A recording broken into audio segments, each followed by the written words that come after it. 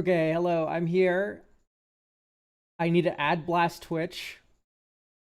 Um, and while that 3 minutes of ads is happening, let's play the daily challenges. This is fucking Cryptic Command. Okay, go next.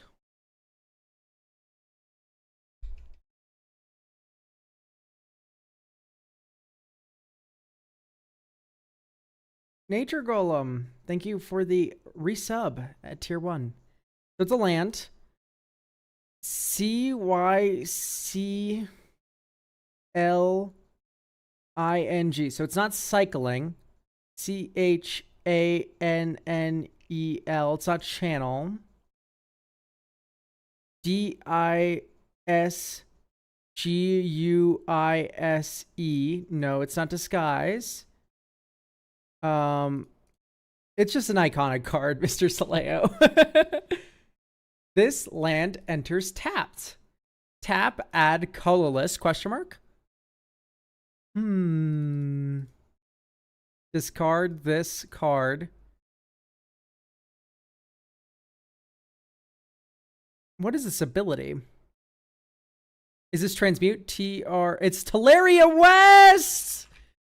It's Teleria West, chat. That's transmute. All right, well, that was an easy day.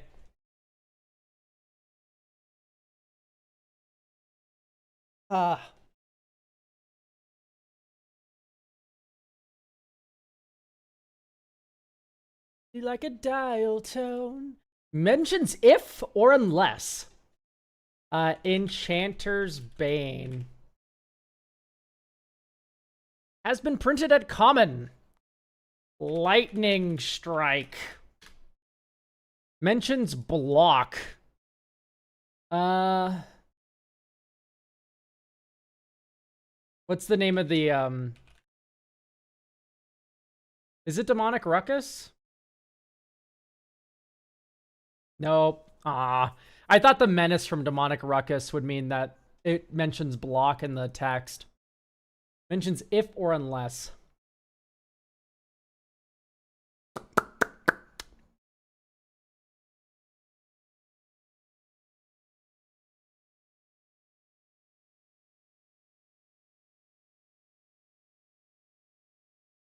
Mentions block. CMC 5.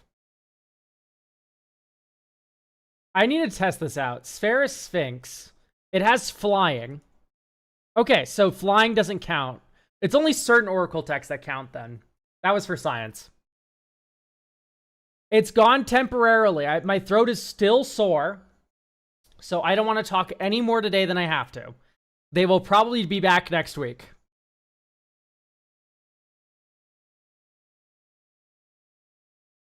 If I ever planned on stopping the free deck review entirely, I would give everyone a 1 month warning to redeem it while you can, because there's a lot of people who've been watching to get it.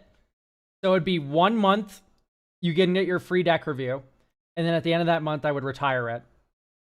And then even then, I might make a special case for another couple people who are like, I have enough points. So if I ever wanted to stop it, it wouldn't be sudden. It would be a gradual thing over time. Or maybe I might have like 1 or like 2 giant redeem as many as you can streams.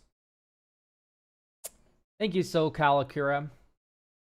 Yeah, exactly. So I wouldn't shaft everyone like that. It would be a gradual, like, turning it off forever if it was a turn off forever. This is entirely temporary because I'm still getting off of a fever. So I don't want to strain my voice too much, and therefore no extra deck review today. All right, it looks like ad break's over though, so let's get talking about some decks, huh?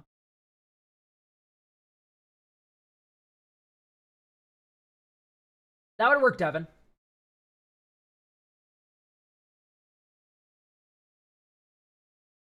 All right, let's start with Soleo, who postponed it today. You're here. Let's just get it done with. We have Weatherlight completed.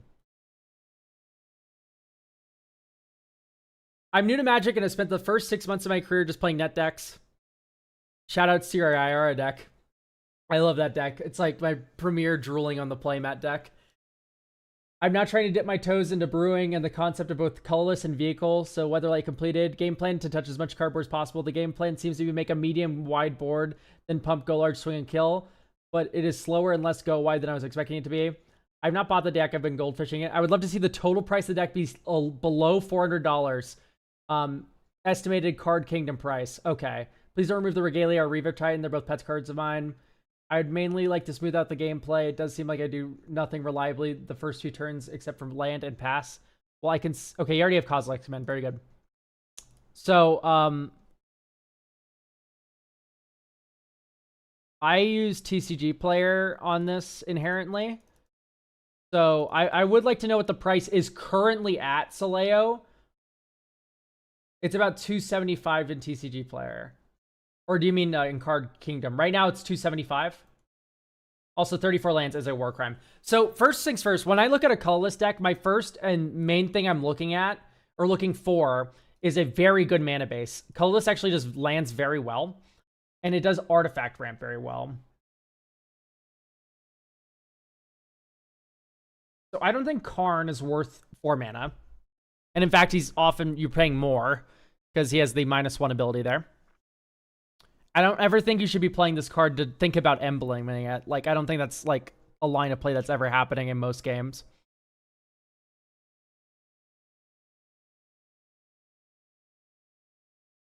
Okay, I can believe in Ugin. Especially if you have Mystic Forge. No Mystic Forge. That's, like, the colorless card. Okay, thank God it's in. I just did not see it. I was about to be very panicked. Yeah, we're not going to mess around with Karn. Karn should stay in 2018 Legacy where he's happiest. That's like a Pluto dwarf planet situation. Like, we shouldn't be acting emotionally here.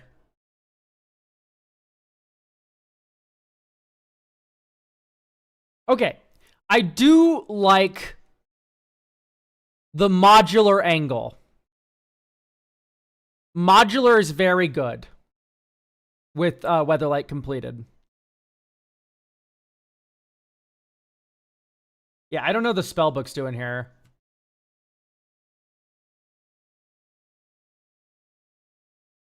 Yeah, Library of Lang, skip the discard step. Like, we don't need to do that. I might let you keep, like, Thought Vessel. It's at least a ramp piece. But you don't just run cards that just say, oh, you can't discard to hand size. Like, Reliquary Tower is a lot more forgiven here because it's a colorless deck. So you don't have to worry about fixing. Decanter of Endless Water, though. Ugh. Thought Vessel, Reliquary Tower, fine. What does the commander do? The commander's Weatherlight completed, which says whenever a creature you control dies, you put a Phyresis counter on it, and then draw a card if it has 7 or more, and if it doesn't, you scry one. So you scry a bunch, and then you start drawing eventually, and eventually this also becomes a creature.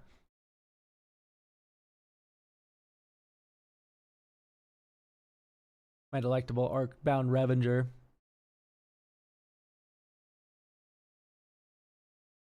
I don't know if I like Pew Pew.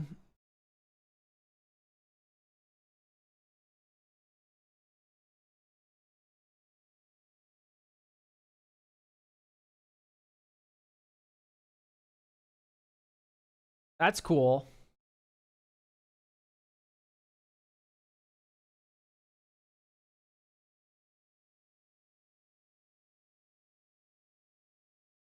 Guts.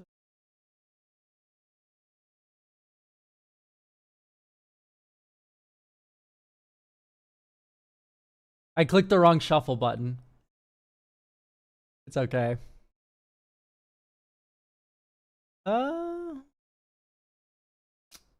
I like Threefold Thunderhulk because it does synergize with our counters. Mirror Battlesphere is me a little bit more iffy, but let's play it out. I do like Soul. Are you scrying into WinCon or just making a general value deck? Okay, so this isn't my deck, but also Weatherlight completed is just a WinCon. It's huge. This card is very good and will win games by itself, especially with a modular theme when you load it up with a bunch of Arcbound Ravager counters. Okay.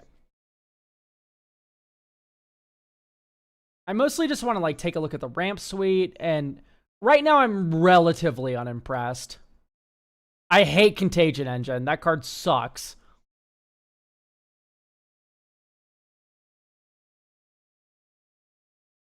Jesus. I mean, it's cute. I don't know if it's that good, though.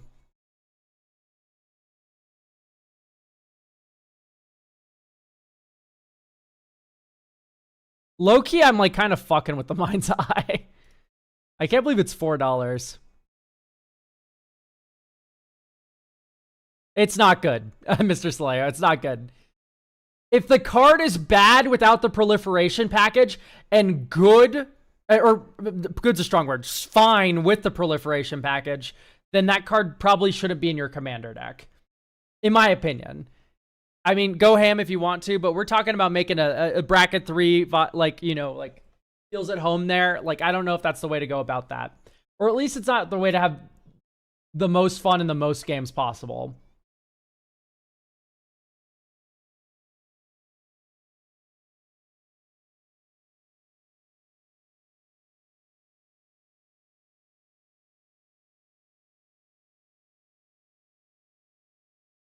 Okay, the rest of this isn't like reading is too egregious to me. Thank you, Aegis Athene. Yes, there we go. So.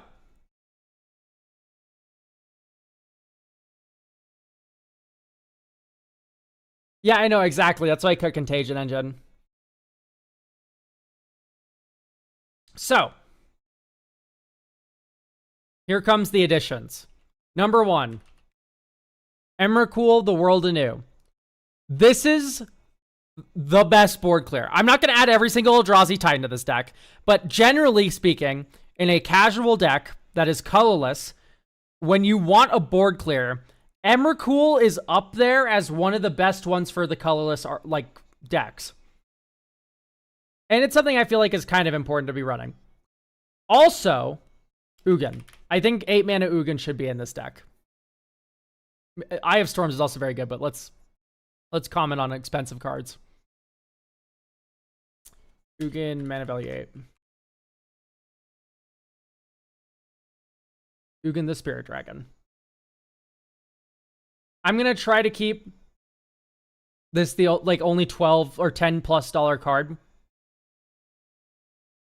But yes, these two additions should just be in. No ifs, ands, or buts about it. Temple the False God with 34 lands is you're like trying to make me hurt myself on stream. I'm happy to see the Ink Moth Nexus. However, good Urza's Cave. Okay, great. We should be running World Map. This lets you tutor any land for 4 mana total. And also just land cycles. And Expedition Map, which for 3 mana lets you get any land you want.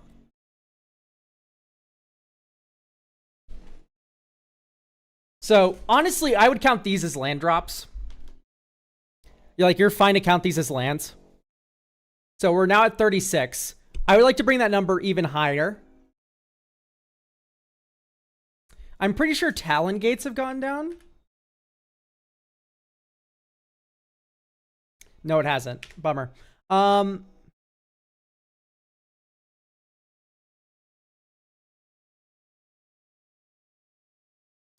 It's what do you mean it's so expensive? It has a second activated ability, Vanilla Spoon. 1 sack this artifact, search your library for a basic land card, a waste, put in your hand. So in desperation mode, you can get a land with this for 2 mana.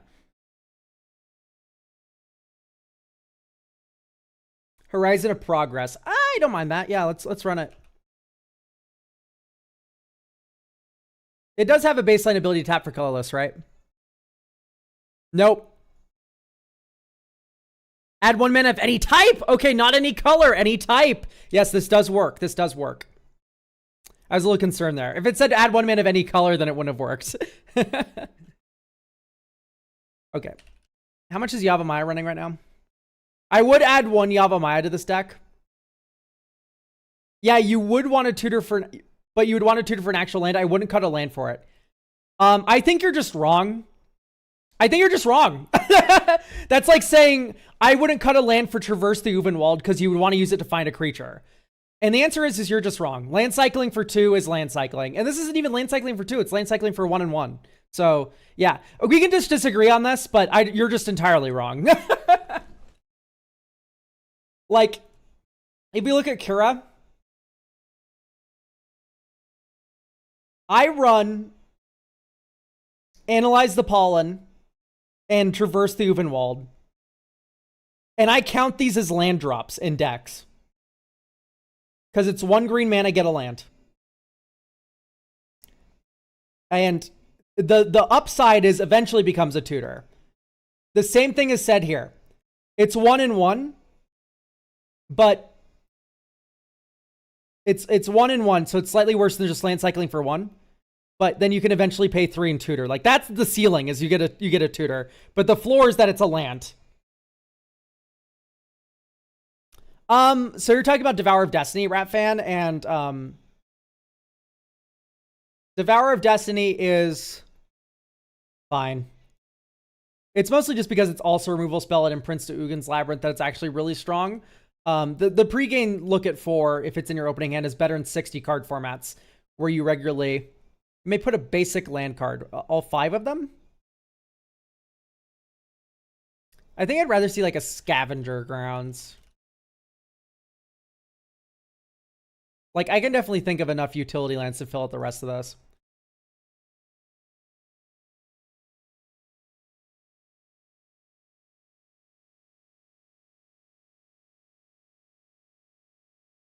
Whoa. There's very few printings of Dust Bowl.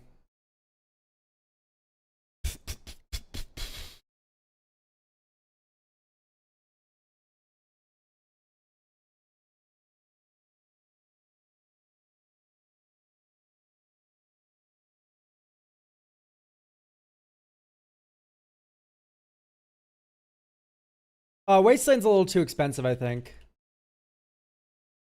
Yeah, it's out of budget.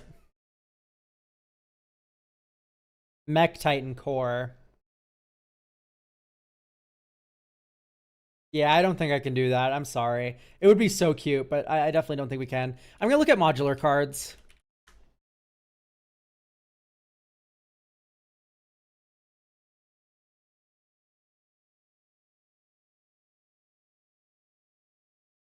I think one of the main issues with colorless decks is draw, but your commander kind of fixes that.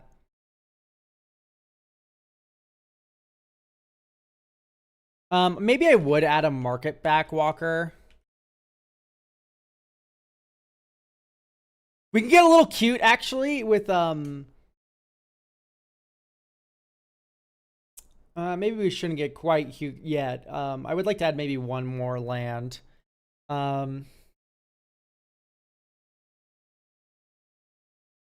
Eldrazi Temple. Why would you want to add an Eldrazi Temple? Well, this deck actually has a deceptive number of Eldrazi in it. Glaring Fleshraker. Emrakul, of course. And then we have Kozilek's Command as an Eldrazi.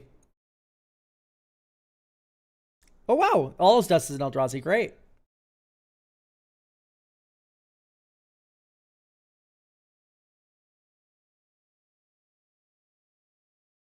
Yeah, Echoes. The reason why I added Yavimaya, by the way, is because there is just Void Mirror. So you should probably just pay the Void Mirror tax and just run 1 land that makes all of your lands tap for colors. So that way you can cast spells with colors. It's just, it's not something that's going to ever come up until it does. It's nice to have.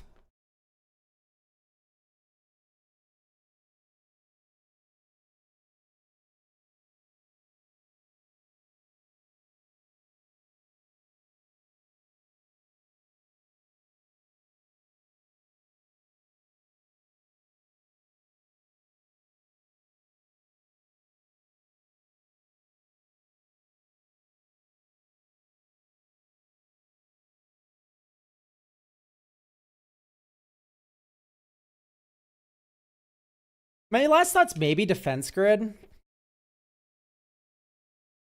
I do like Defense Grid.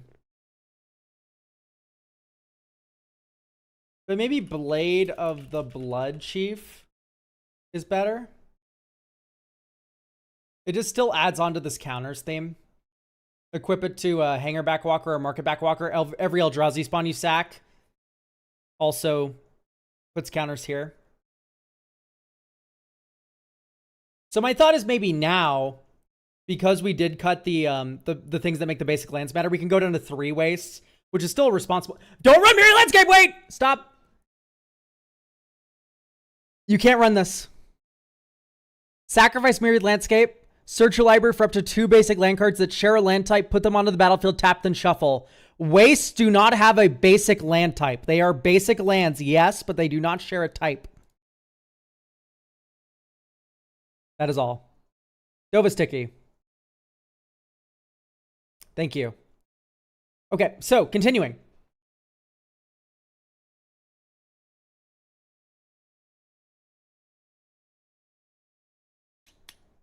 I like the discard outlets, and if anything, these discard outlets make me want you running Emrakul more. Because it's so funny to madness this thing. It's never required to madness Emrakul, but the fact that you have so many ways to do it is hilarious.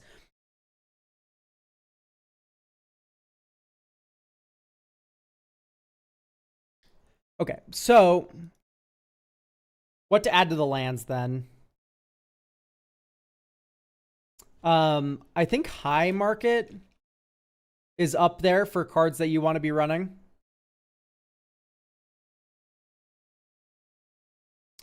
And Lazotep Quarry. It's another one.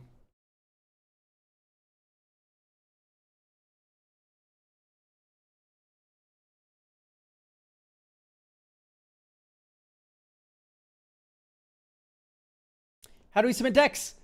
I don't know if you noticed this, but in the title of the stream that you're watching, it says in brackets, read description. That was an instruction, a sign. King Cardo.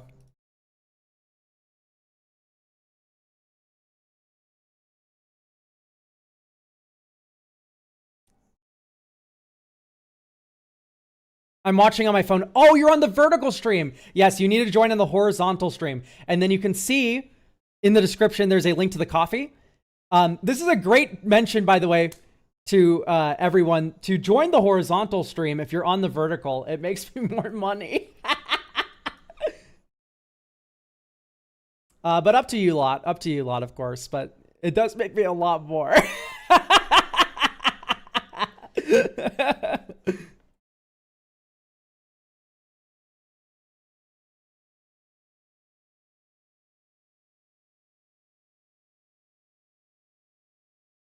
I don't know how to feel about Clockwork Fox and Circuit Mender.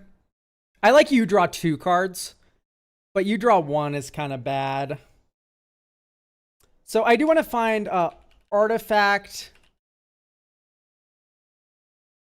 token, whenever. What makes more money, YouTube or Twitch? From ad revenue, YouTube, by a lot. From subscriptions and other like bits and stuff, Twitch. Twitch makes more in terms of donations and subs. YouTube makes less. I want to find something that makes like a bunch of tokens that you can then sacrifice to your modular stuff. Like I like Genesis Chamber. I think that's a lot of fun.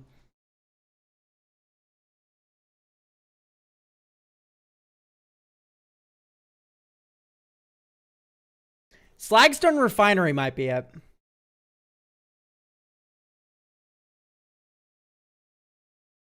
Just gets hatred. Thanks for the bits. I'm fine with Clockwork Fox. I think it's just the right amount of jank that it's cute and it still does stuff.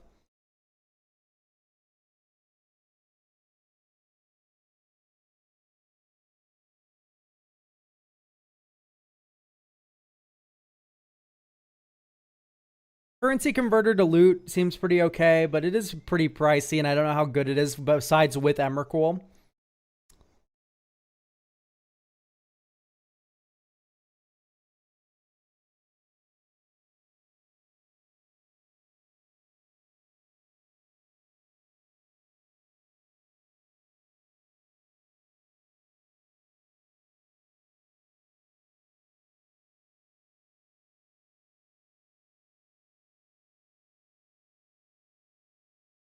What's a good colorless land? I'm just trying to think of some. And don't say Ancient Tomb, chat. Something in budget. Something cheap. Like, I'm trying to think what I run in my decks. I'm gonna look at Clement. This is like the closest 1-to-1 I have for this.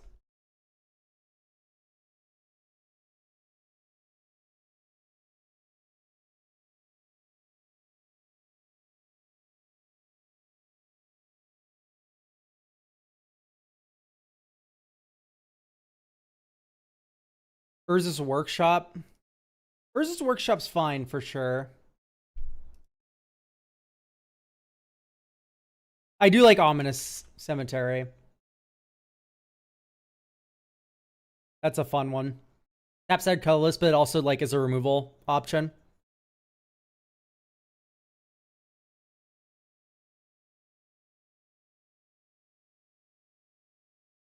Artifact token whenever.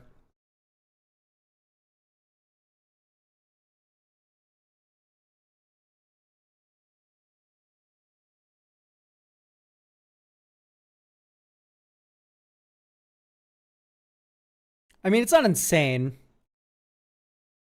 I guess it is just Slagstone Refinery. That breaks my heart, but...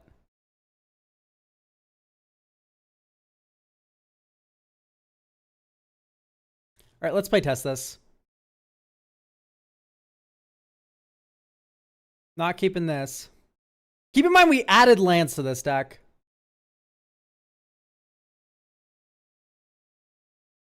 Okay, this is keepable. I hate Contagion Class. We'll be cutting it at the first possible juncture.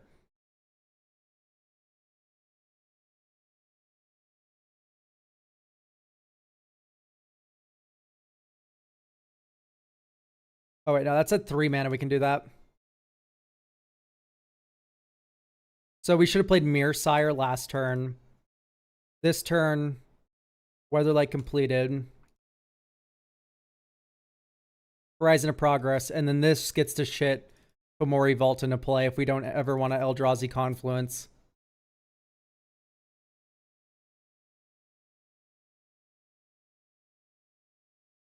There's Bonder's Enclave.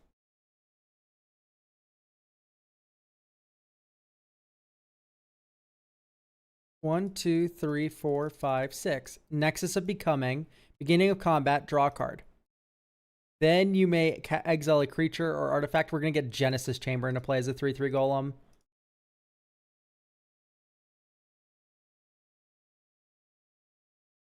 So our only goal right now, 1, 2, 3, 4, is to get a Mana Rock in play as a 3/3 golem and then Voltaic Construct win. Exile the top card of our library. It's another land. So what we can do here is attack with Mirror Sire. No, but then we don't have death triggers on demand.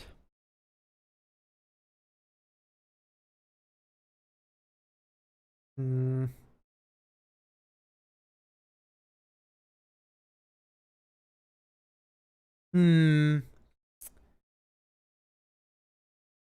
actually don't know if I like Genesis Chamber with 24.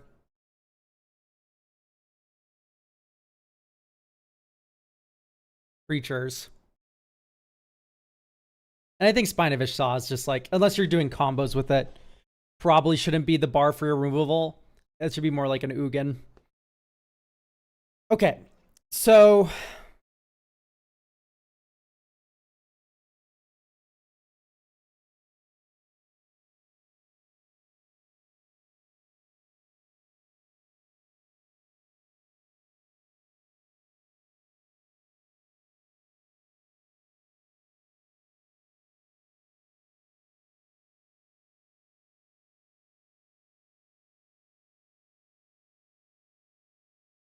Yes, Canoptek Scarab Swarm. Oh my god, this is the best $10 card we could be adding.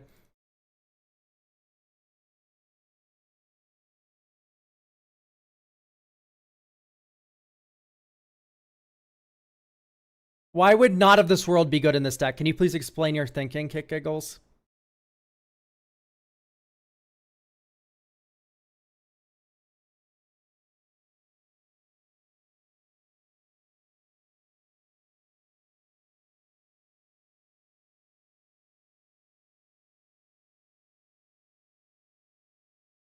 How do you pick what decks to review? So people give me money, and then I look at their decks. That's how I pick them. It's pretty easy. It's a good system. God, I'm such a sarcastic asshole, chat.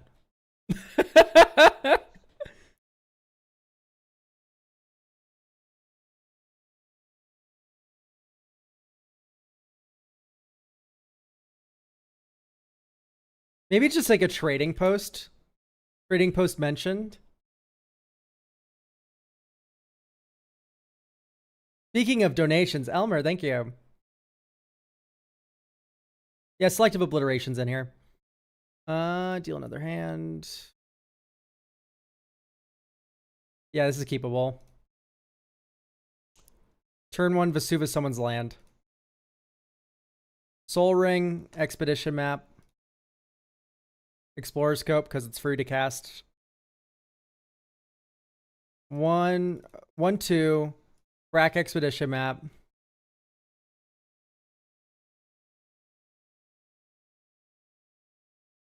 Get Eldrazi Temple.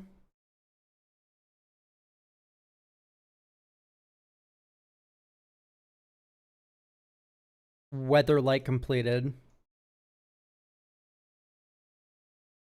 Thrain Dynamo. We added lands to this deck, to be clear, chat. Screaming that from the top of my lungs. We added land... we added lands to this deck. Okay.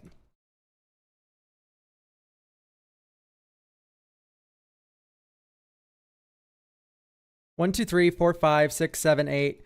Ugin the Spirit Dragon. X -5.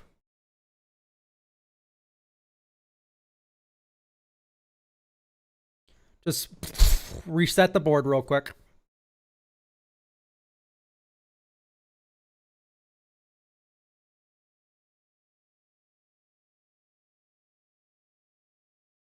Scrap Trawler.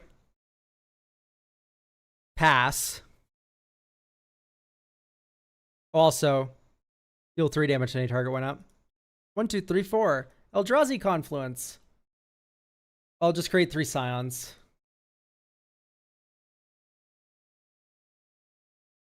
Before our turn. Untap. Upkeep. Draw. Okay, now I wish I cracked them. We can crack these now. Yeah, let's just crack them for a huge K command. So 1, 2, 3, 4, 5, 6, 7. X is 5. We'll scry X, then draw a card and make X 0/1 spawns. And we also scry 3 before then because of Weatherlight. Oh, actually, we could crack them for more mana. So this is actually a larger Kozilek's command. So it's going to be X is 10. Right? 1, 2, 3. No, it's X is 6. Yeah, Science to alter. Either way, X is going to be 6.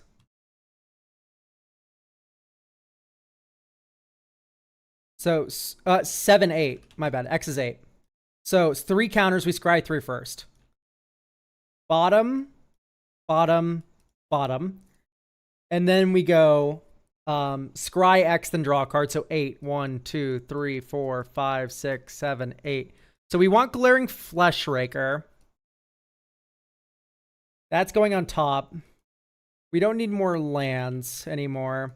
Next is a Becoming. Probably goes on top. Throne of Geth on bottom, on bottom, on bottom. And then we're probably... Well, we already made the spawns as well. So then we'll draw Glaring Fleshraker. 1, scry, top. Oh, actually, no. Let's not waste our scries. We already know what's on top. 1, 2, 3, Glaring Fleshraker. Okay. Now we go scry. 1 on top. 2, 3, 4. I think that's 5. I think I did 5. Correct me if I'm wrong, chat. We'll do the Forge Master. And if it has 7 or more Phyresis counters on. Crack. Blade of the Blood Chief. And once again, we should be sacking to Ashnod's Altar. Smile. Each spawn is 2 mana. I forgot immediately. We get another spawn back. This is now getting a +1/+1 counter and a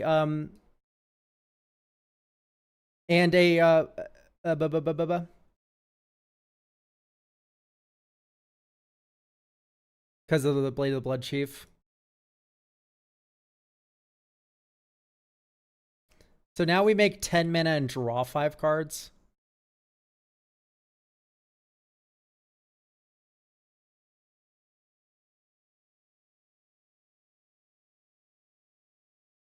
And we get 2 mana back for each of these. We're just killing someone this turn with Weatherlight completed.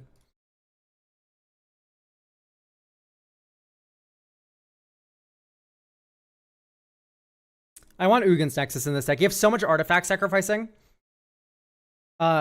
Mirrodin's Core. So this is just an extra turn spell for you.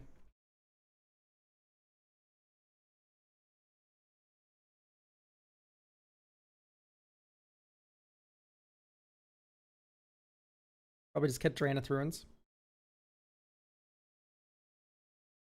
I thought this deck had a budget restriction. What's, huh?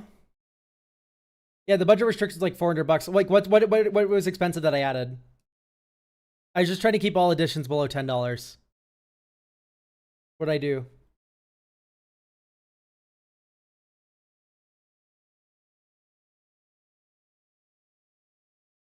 Thank you for the tier 1 sub, Captain Commando. Yeah, that's just gonna be colorless. All right, I think this is good to go. I mean, you just saw that turn that we did. Kind of stupid.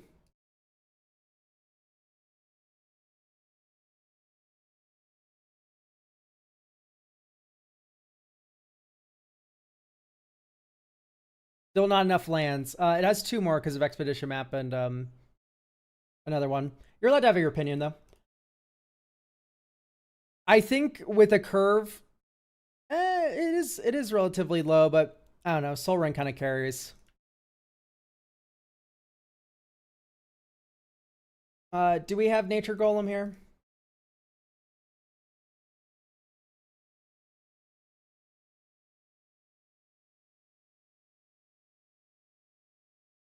There is an option, by the way, to run Peter Parker's camera in that colorless deck we were just looking at, by the way. It could be pretty handy to double up draw effects. Even the stupid 2-mana version of that, Strionic Resonator. There's a lot of triggered abilities in there, and it can actually ramp with a few of the lands that have activated abilities. All right, let's look at Nature Golem's Korvold deck. Gameplay is either hit my opponents really hard with a very large Korvold via extra combats or flings. Only restrictions, no Eldrazi. Well, I would not Eldrazi to this deck anyway. This deck unfortunately feels pretty inconsistent. It's totally possible I'm just a bad pilot, though. Anyway, I'd like to have this deck perform at high bracket 3, low bracket 4. You're never, ever, ever, ever, ever going to get at bracket 4 unless you have, like, infinite game changers and like fast mana and not 34 lands. Dude, we're cursed today. So yes, I mean, I'm just gonna play test your deck and show you what the fuck's wrong with that. River Tears Outlook, get a forest.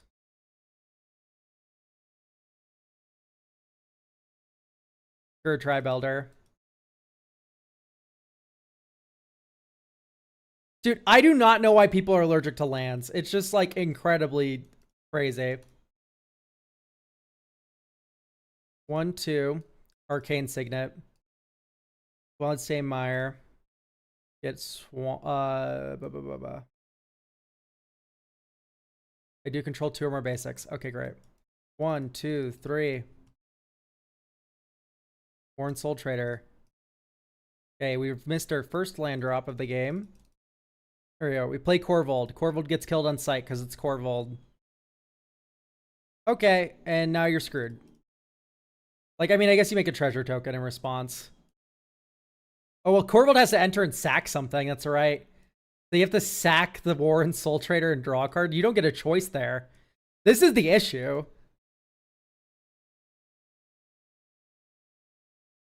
Like, you just don't have enough mana. I like the dorks. The dorks are cute. Sylvan Safekeeper is also very good. Callous Sellsword doesn't read to me as a good fling card. Jury's great.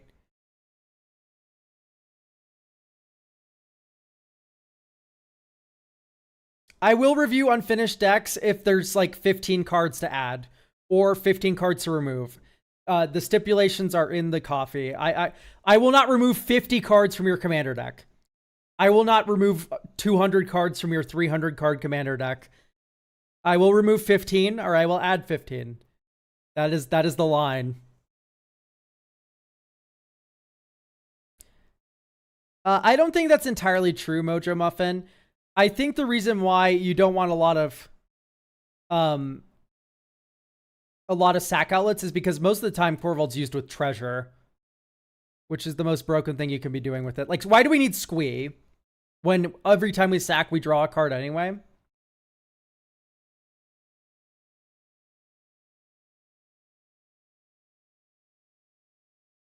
Honestly, Jolene's not bad.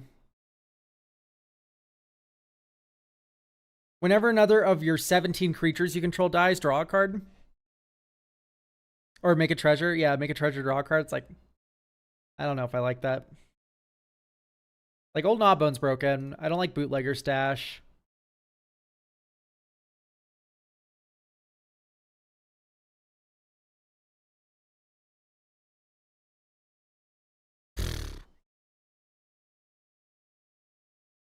Oh. That's so slow. I already hate Phyrexian Arena. Phyrexian Arena that isn't on unless your commander's in play, though, is like extra disgusting. Okay, you have an infinite combo with Old Gnawbone. That's pretty good.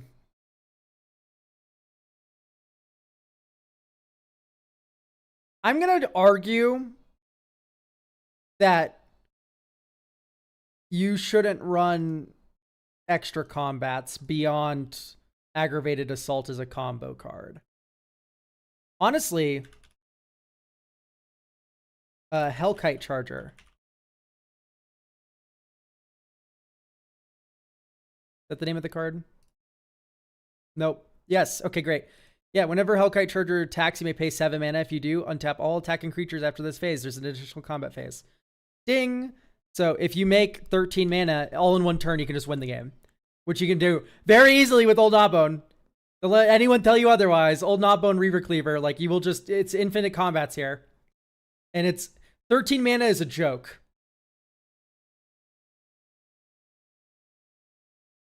They'll go. Yes, I know I love you, but as time goes on, I think we'll both get hurt. I don't like a lot of these one-off, like, make a treasure cards. Dude, I want this deck to be bracket 3, low bracket 4. It's like, you can't be running Artifact Mutation. Was the type of follow. I don't like actual fling. I think if you want to run a fling, let's make it Kazul's Fury. Mana's already a joke to you, and flinging Korvold's not the best thing to be doing. And you'll have enough effects for Jury as well, is the thinking. Oh, Harrow. Moved. Harrow. Goodbye, Harrow.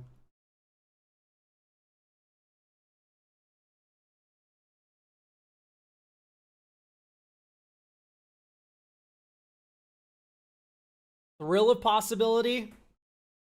Why?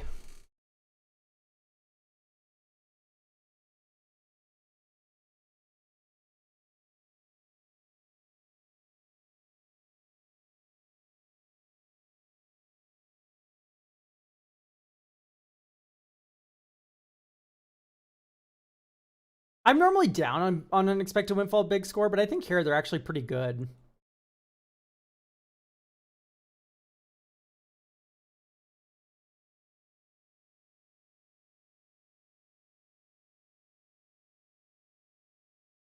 Welcome to the stream, Nick Slinksy. I don't like Crucible or Commander's Fair. Ah. I don't think maybe Korvold needs that much protecting. Yeah, I was about to say. Conduit of Worlds. I don't like anything that's like replay stuff from your graveyard. Like, I don't know if we need to do that with our lands. You already have so few of them. Arcane Signet's a bit weird to me. The Foot Boots.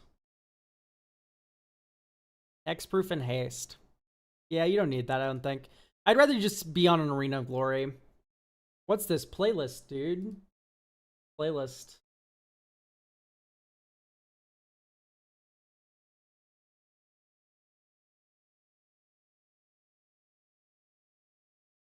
YouTube's being weird. Whatever, YouTube isn't working. Yeah, like, you can just, like, if you make enough treasures, you just don't need to worry about your commander getting exploded. If you are worried, here, run Revitalizing Repast. Revitalizing Repast. Repast. Here. Put a counter on a creature, gains indestructible until end of turn, and it's a land! Holy shit, it's a land. It's a land, chat. Unreal. I really just don't like the panoramas in here. Oh, when they enter, you draw a card. Like, let's run Fabled Passage.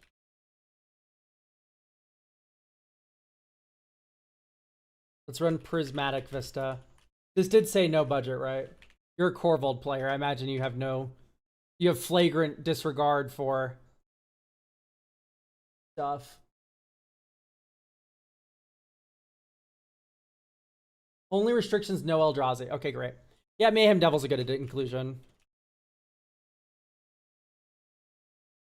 Smuggler's Surprise could be good. I think I agree with that. I like Smuggler's Surprise. Because it's card advantage. It lets you cheat in Old Knobbone plus Hellkite Charger. And it also lets you protect Korvold. Like, this is a triple whammy. It's just all good.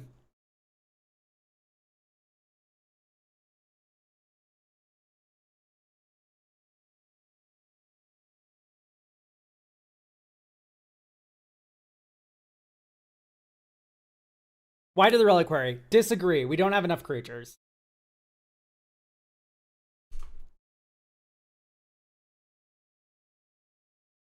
Ragavan. Possible. Possible. Not my favorite.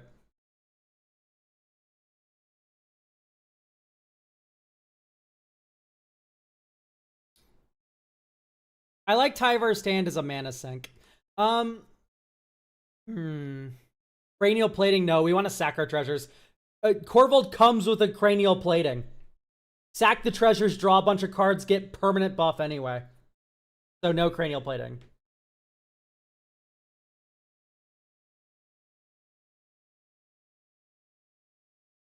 Malakir Rebirth is fine. I think, yeah, Disciple of Freyles is pretty great. We're already running crop rotation. Let's get the other half of that bullshit in here. Specifically Talon Gates of Madara. And because you're in Jund, you also get access to Bajuka Bog. So now crop rotation's Graveyard Hate.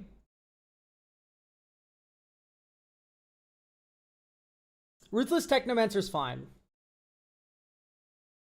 Elvish Reclaimer. No, maybe. I kind of like Elvish Reclaimer. It's just a dead top deck in the late game. Although I have had a Elvish Reclaimer game recently where Elvish Reclaimer is just fucking stupid. I think I tutored 4 times with that. Carrion Soul Cleaver, maybe Surge Injure. I don't think I agree. Okay, if the deck wants to be like a fling thing, then yeah, Tarion Soul Cleaver. Tarion Soul Cleaver, Blade of the Blood Chief.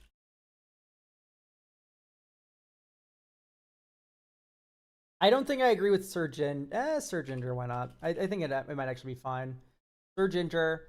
And then at this point, honestly, Like, you can just get the Basking Brood scale in here. Basking Brood scale plus a Blade of the Blood Chief or Terran Soul Cleaver is infinite colorless mana, and it also is infinite sacks for Korvold. Allosaur Shepherd, I'm not sure if I would run it. We do have a lot of green cards, but we don't have, like, our important pieces. Hellkite Charger, Aggravated Assault, Reaver Cleaver. These are not green, right? Which is a big issue, that your combo pieces aren't green.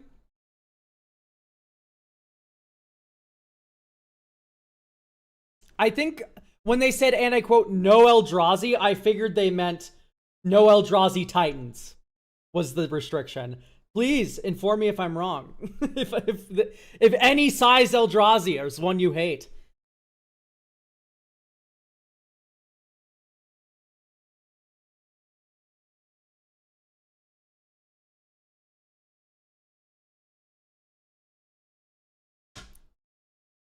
Ancient Copper, Grim Hireling. No Titans, exactly. Grim Hireling's pretty good. Yeah, I think Grim Hireling is good enough.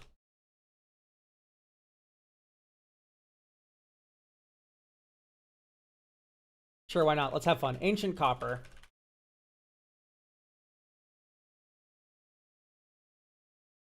It is for me too. Like, if we're gonna be hedonistic fucks, let's be hedonistic fucks. And just like, okay, no care keep, even though it's on flavor. Arena of Glory. Let's just like ruin this deck. So crop rotation gets Arena of Glory. Arena of Glory puts Korvold into play. You sack trend treasures, you kill someone. Spiteful Banditry is just a good card that says treasure. Maybe. Sword of Wealth and Power. I think a Sword of Feast and Famine would be the first thing I add. Because you hit someone, you untap all your lands. You get to put that into Aggravated Assault or Hellkite Charger. Right? Eventually Korvold gets big enough, you Miku Spark it, you win. Tireless Provisioner is good. I like to see that. I think a Tireless Tracker is probably in the books for you. Springheart and Antuco. Like, this just gives you good value, especially like multiple copies of Mayhem Devil or Professional Facebreaker. Yeah, Bear Umbra. Bear Umbra is a little bit more fragile because it is an aura. Awakening Zone, I cut from the deck. Fuck Awakening Zone. Ah, I hate Awakening Zone. Ah! That's me when someone mentions Awakening Zone. But streamer, it's like Phyrexian Arena, but you don't lose a life, and it ramps you. Dude, grow up. Okay, chill. I'm leaving.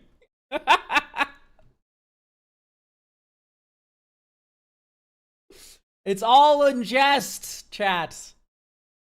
It's fine. I'm not actually seething with rage. God damn it, I hate my chat. Urgh.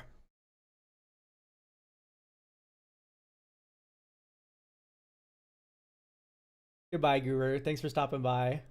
Shamil's fine.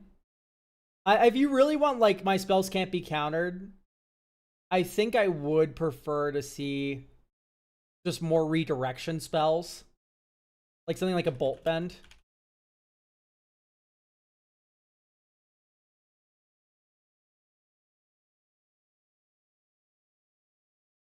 Yeah, Ugin's Nexus would be pretty good as an extra turn spell.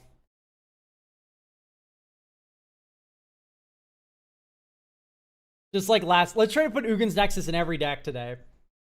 Why Blade of the Blood Chief over Italian Soul Cleaver? Well, A, we're running both. Does Elk look at YouTube chat? No. But also, one's equip 1, one's equip 2. So the answer is, we run both! The more nuanced answer is, Tarian Soul Cleaver is more mana to equip.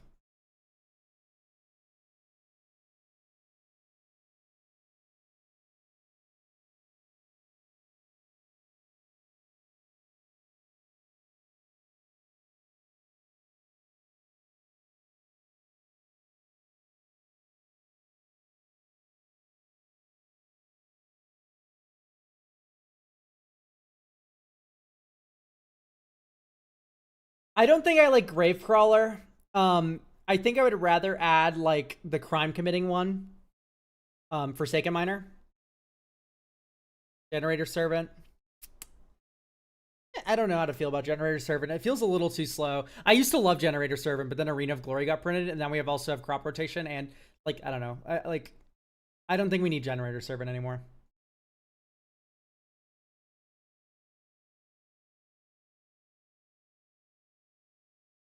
Yeah, we do.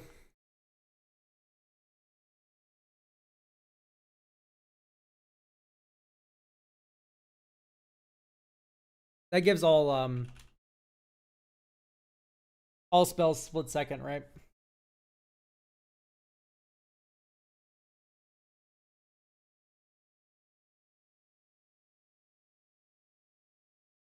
Yeah. I don't know how to feel about it that much.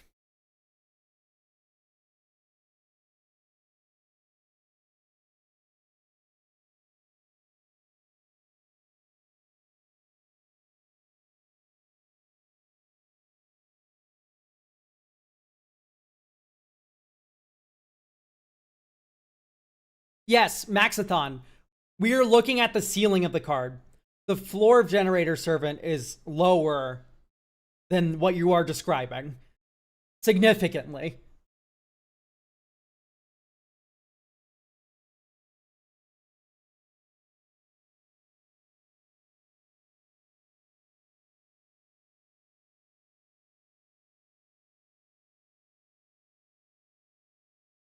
I actually don't hate Black Market Connections in this deck because of its ability to make treasure for Korvold to sack. I like that treading water. I feel like a Jadar might be like better for that sort of thing, or an Ophiomancer, but because it at least dissuades ground attacks.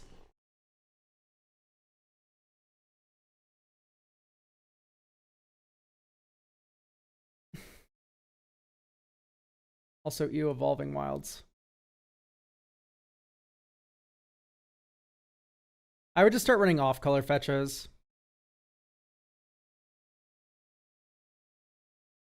Irahemia, I don't know how to feel about that. Bitter Blossom is what you're thinking of, Dova Sticky. But also, we have Springheart and Tuco in here now.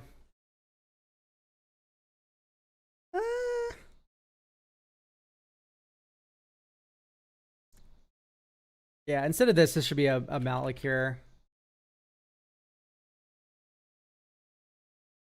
Cavern Horde Dragon.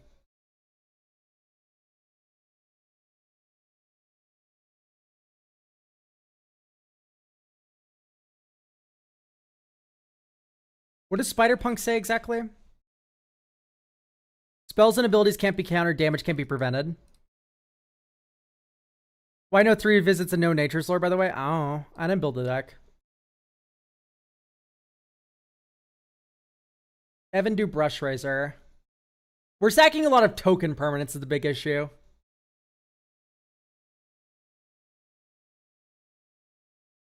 I think a Toxic Deluge or yeah, Toxic Deluge is probably best. Another sweeper.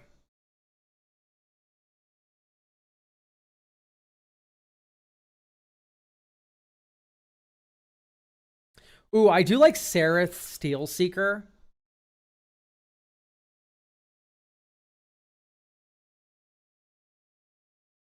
I like Not Dead After All because it can bring back Korvold and give him just something to sack right away. If you bring back Korvold and you do not have something on board to sack right away, you need help with that. That's like your deck is failing so catastrophically that you might as well just pick up all of your permanents and go home. I do like the Vat of Rebirth suggestion. I did think about adding oh no, you know what, with the Crop Rot, let's add it. Yeah, let's add the Sisser. The Kundi.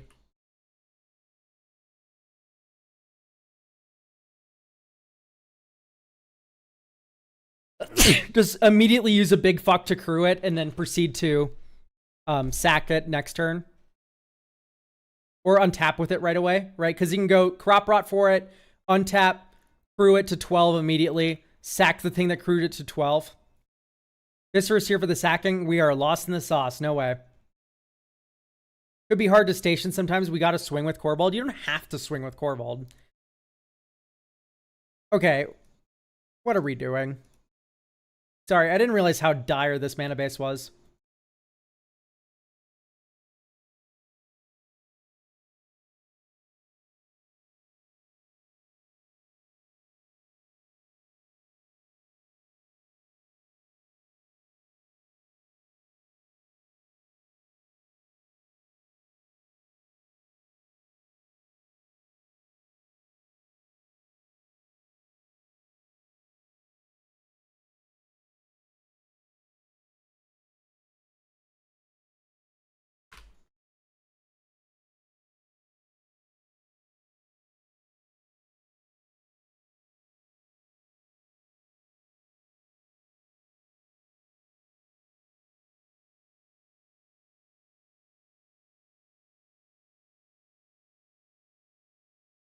$14 base. This is fine, Bambi. I don't know if you've ever played a deck before. Saying that in my chat. 14? This is my Cura mono green lands deck. I run 7.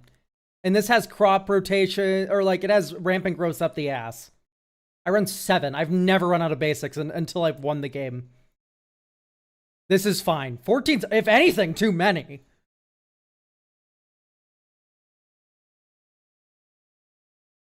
We almost have 0 removal, by the way. That's not great. Soul Shatter. Here, look. Check this out. The power.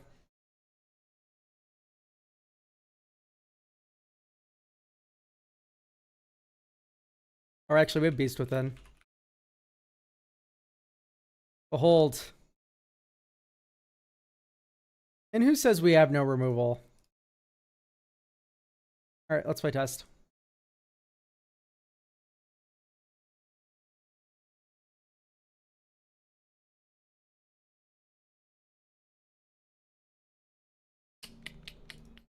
So this is going to get Swamp.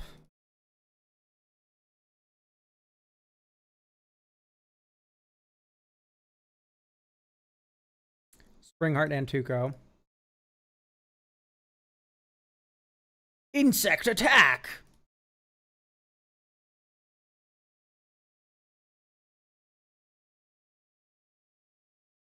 Yeah, and Urborg might be befitting this deck, but we're going to fix eventually with Goldspan.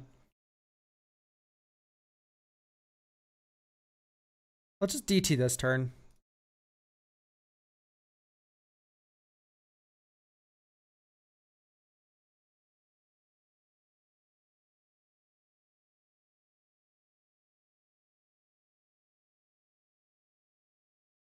This is Korvold. Hi, Nearden. Discard a card. Beseech. Draw 2 cards. Make 2 treasure.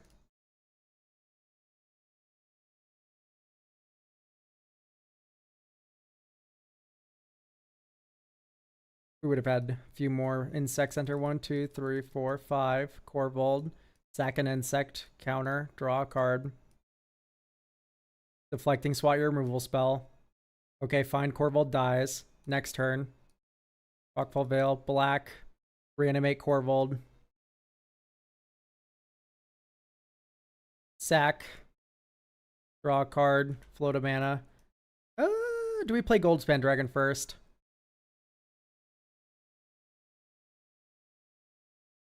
Yeah, so let's go,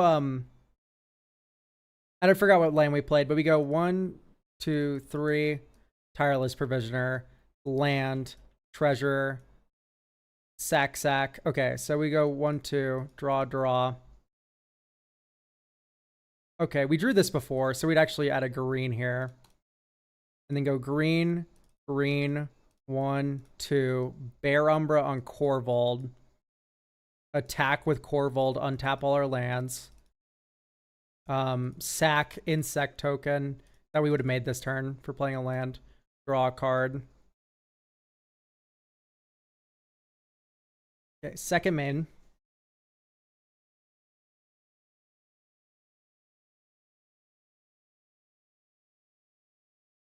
Probably just pass. We have Smuggler Surprise, so just pass completely.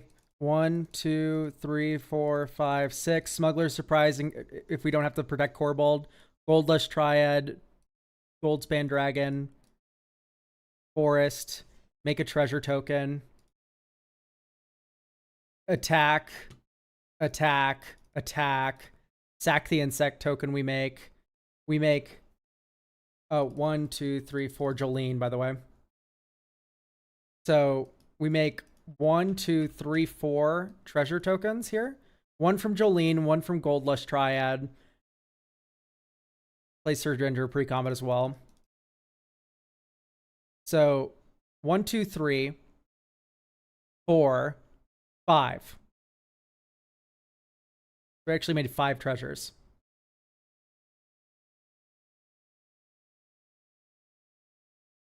I made a video about that in general. It's staples you shouldn't run. I highly recommend watching that video for fixing advice. Okay, sack a treasure. Counter here, scry 1. Mayhem Devil. That's hilarious, but we'll put that on the bottom. Draw a card. Scry 1, draw a card, scry 1, draw a card, scry 1, draw a card, scry 1, draw a card, scry 1, draw a card. We're floating 14 mana. Top, draw. Okay, now we just win. Diabolic Intent, sack an insect, draw a card.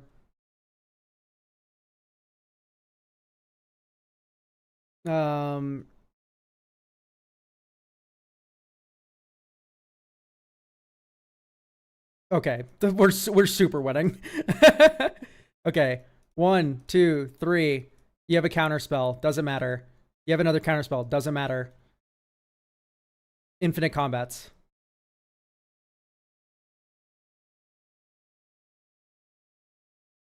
All right, go gadget Korvold in the chat room. Thank you for the deck review. I'm sure there's 100 small micro adjustments you can do to that deck because there's just so many options for it, but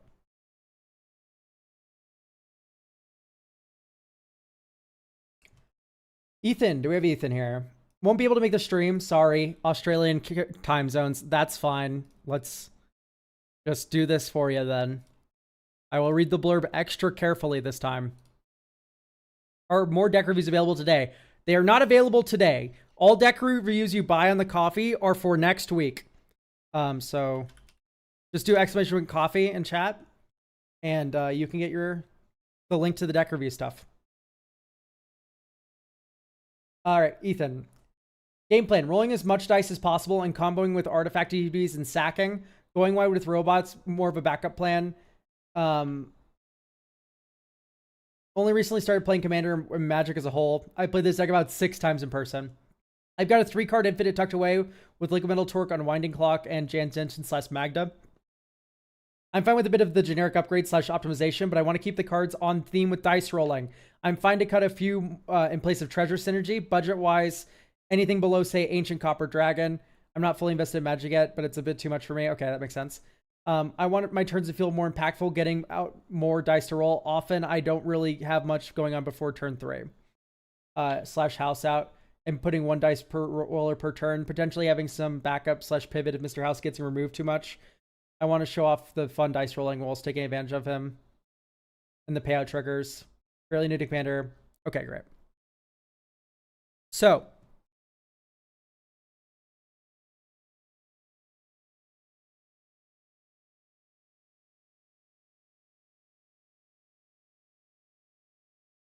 I don't think we should be worrying about modifying our dice rolls that much. We should be more concerned with rolling as many dice as possible.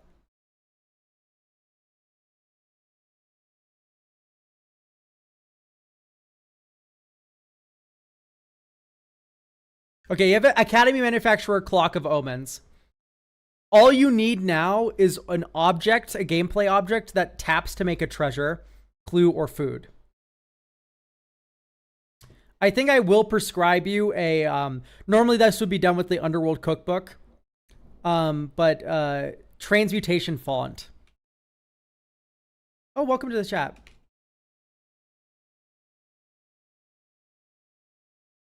Transmutation font.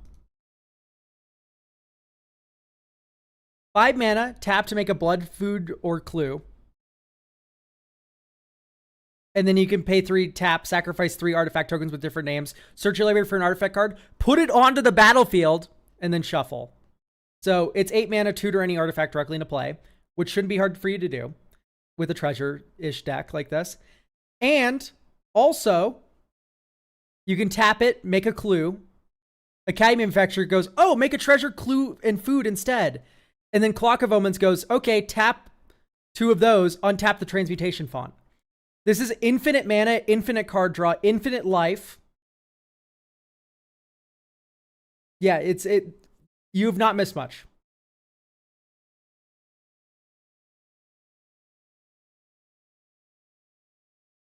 Name one clock that isn't a banger. Blood clock.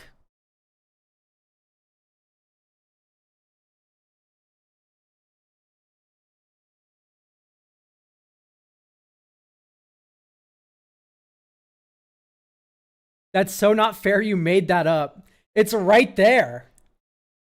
Blood Clock's funny. It's not good, though. Oh, all the clockwork cards. Let's be fair and say that they aren't clocks, technically.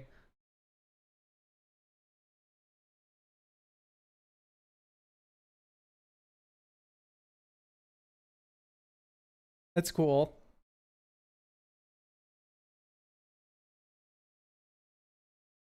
Yeah, Blood Clock.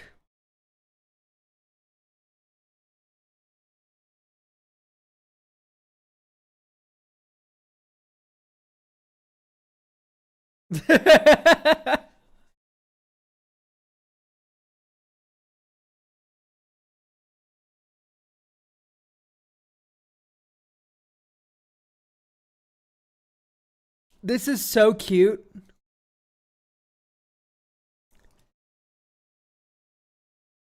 Is it called Murder of Crows?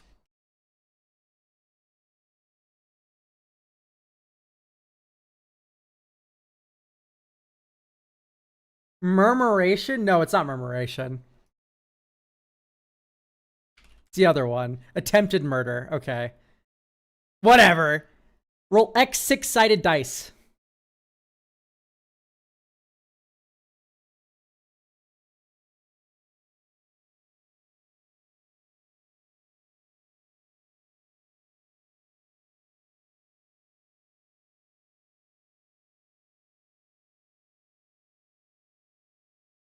It's for whatever, Malachi. You put the circumstances that your deck is like having issues with, or if you just want to show it off, in the commission request, and I'll do my best to make it work. Most of the time, it is making it more powerful. That's what people want. Like it's inconsistent. It doesn't do what it doesn't do the thing that I want it to do. Right. That's it, making it more powerful. That's most requests. Sometimes though, it's something different. Right, I can do any deck. I can look at anything and help you with that, to an extent.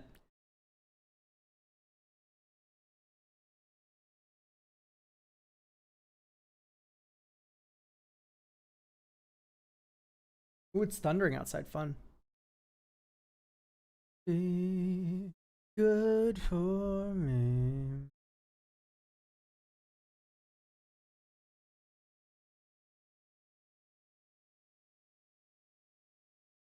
I think we have too many of these like Mirkwood Bat style effects. Like, I don't know if I like Marionette Apprentice or Reckless Fireweaver, but I do like Weftstalker Ardent, and I do like Goldspan, or not Goldspan, sorry, Mirkwood Bats. Mirkwood Bats does a lot of drain, which has me kind of interested. Sorry, man, it's Hug by Weather Day. I can't just not sing along to it.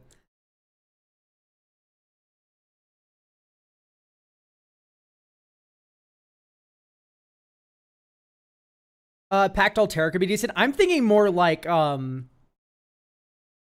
more creature copying, like making token copies of creatures. And maybe attack doubling. Yeah, Delina Wildmage is in. So maybe my thought is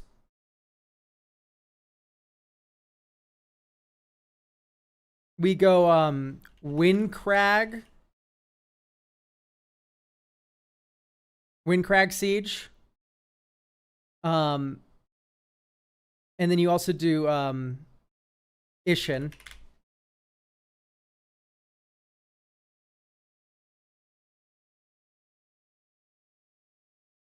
Not Jaxus. I'm thinking more of the 5 mana one.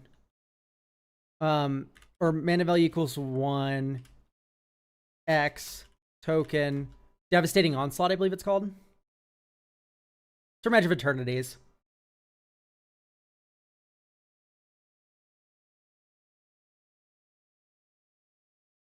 Yeah. Create X tokens that are a copy of an artifact or creature you control. New Tezzeret probably wouldn't be bad. You're right.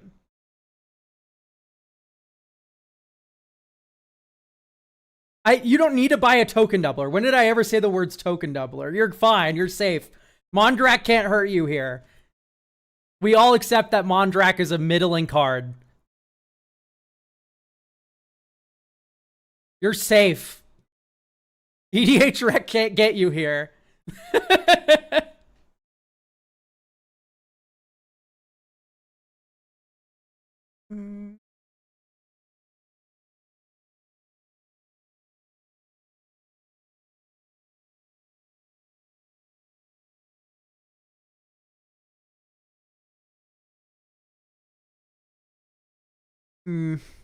I don't know how to feel about that. Ooh, my God, there's a giant lightning flash outside.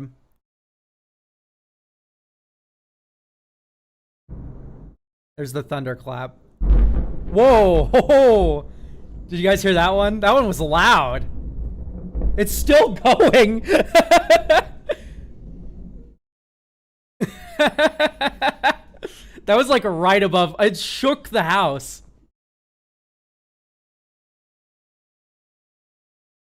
I angered the gods by calling Mandrak EDH Shrek slop.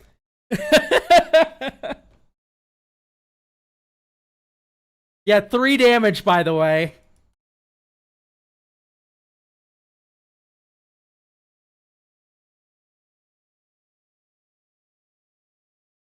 Munis Massacre's fine. It's a card you could add. I feel like a card you should add more of is lands.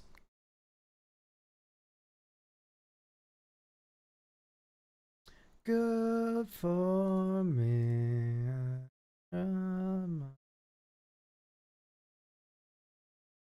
Crazy how hard this card spiked. This used to be like pennies for this card. No, 38's not enough.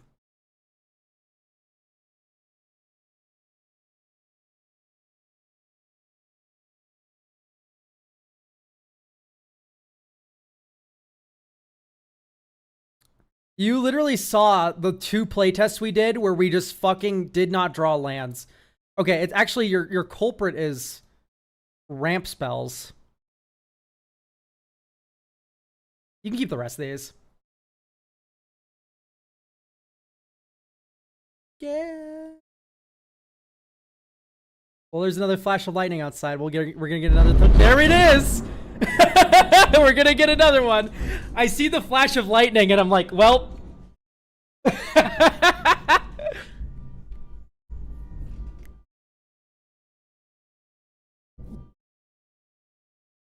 What was that?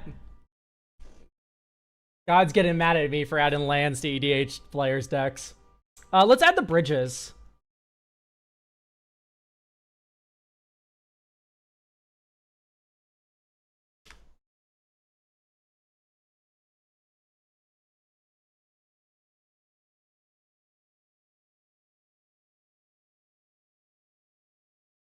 Let's add like a Soul Shatter or whatever. Just like a nice little filler card while we playtest this.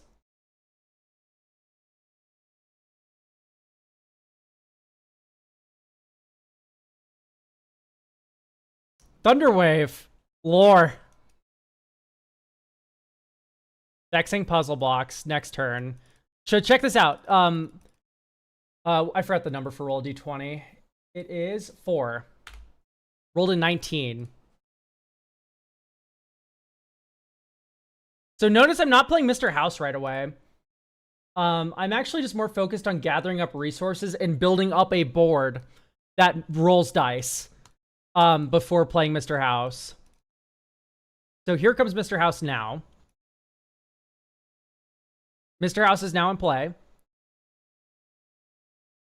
Attack with Goldspan.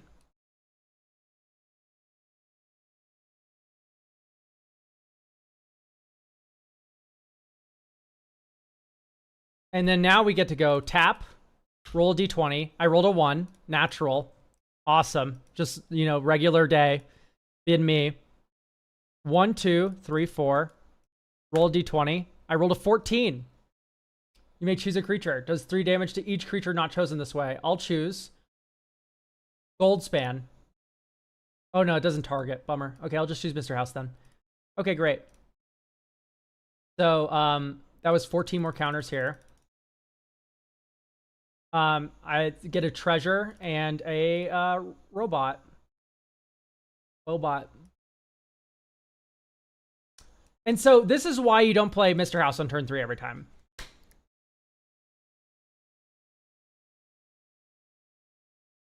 Like, this is why I don't, you don't play Mr. House on turn 3. Because if Mr. House gets blown up now, you're happy. You get to just replay him for 5 mana and keep going ham. They didn't blow up your Goldspan Dragon. That's cool. I like that. Versus if you played him on turn 3 and he got blown up, you would then play Vexing Puzzle Box and Goldspan Dragon would still not be in play. Versus this on 3, this on 4, attack, make a treasure token, then Mr. House. Two right away dice rollings because you ramped. Like, that's pretty good.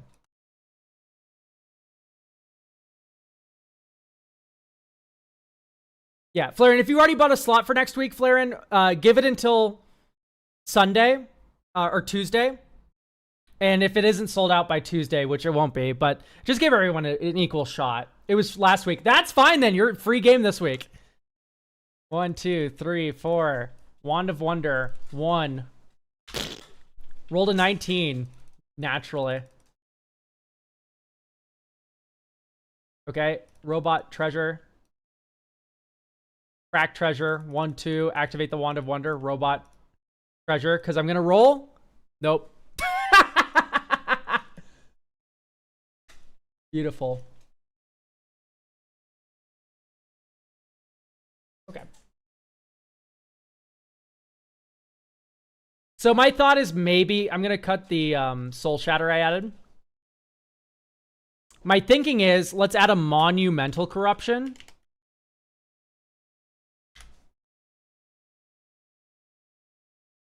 Hey, target player draws X cards and loses X life, where X is the number of artifacts you control. Great news. That could go anywhere. Someone's at 10 life, you have 10 artifacts, they're dead. You've killed them.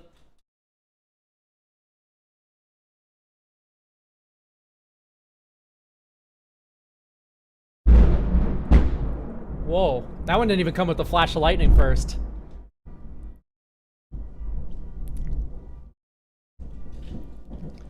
Yeah, that's the truth nuke of running Monumental Corruption.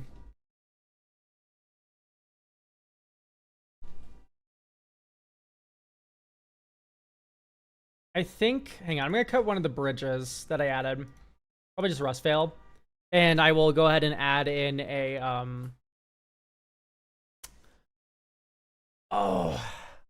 Pinnacle Monk.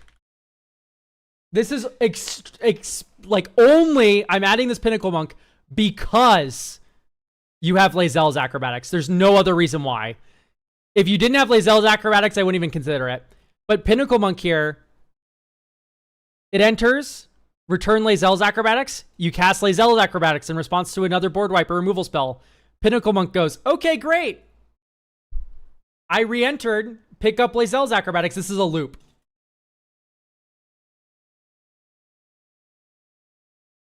And that triggers on all your cards that are like, when this enters, roll a d20. I don't know how many of those you have. You have this one.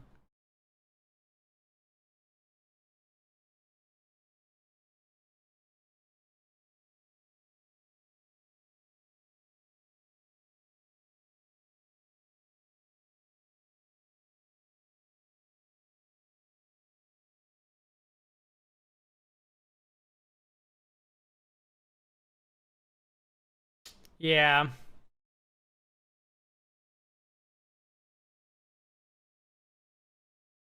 I don't know. You can go bobbleheads, but that's like kind of its own build of Mr. House.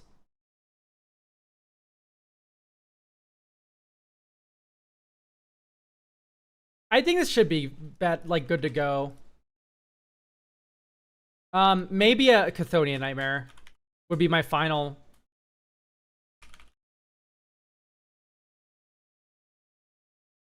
Chthonian Nightmare. You get 3 energy. That's enough to get Mr. House back by sacking one of his robots that he made. Lightning Flash. Get ready for the thunder, chat. There it is. I love storms. Demand Answers isn't the worst, but anyway, Chthonian Nightmare, it enters, you get 3 energy, and then you can sack one of the Bobots and bring it back into play.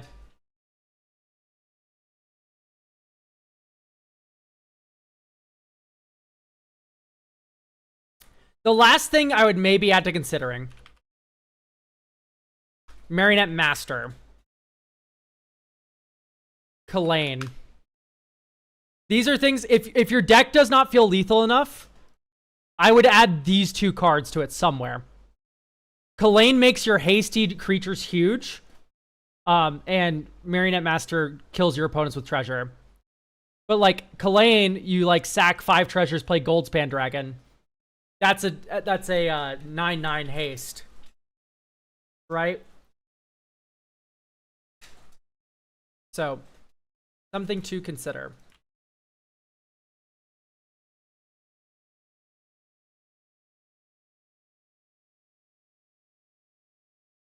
What happens when you have multiple Kalanes, chat? Like if Delina duplicates Kalane a bunch, and then you flash in a creature during combat using a treasure token, does it only enter with 1 counter, or does it enter equal to the number of Kalanes you have?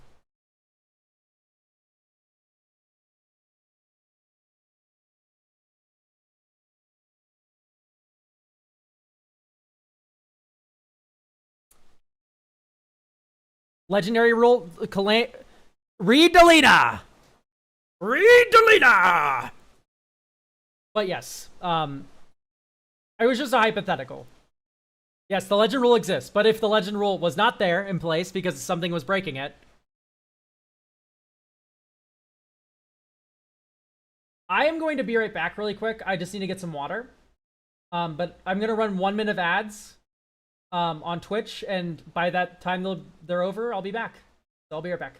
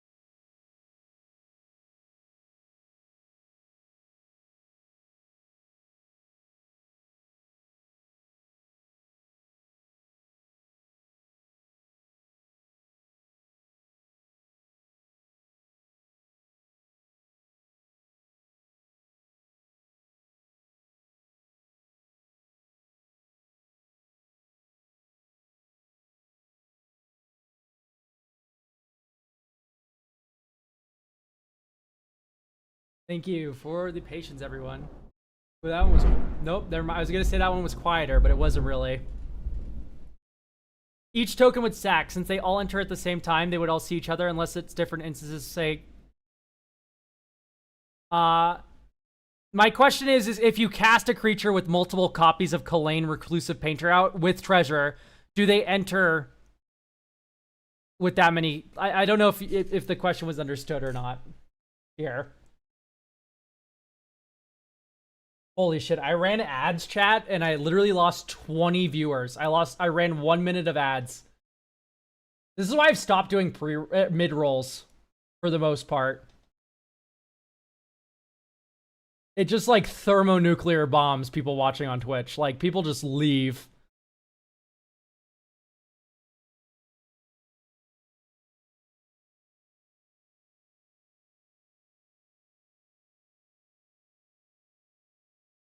Okay.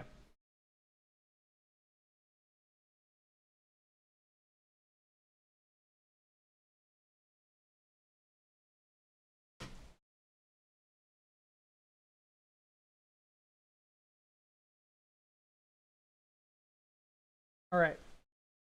Next up is Dust.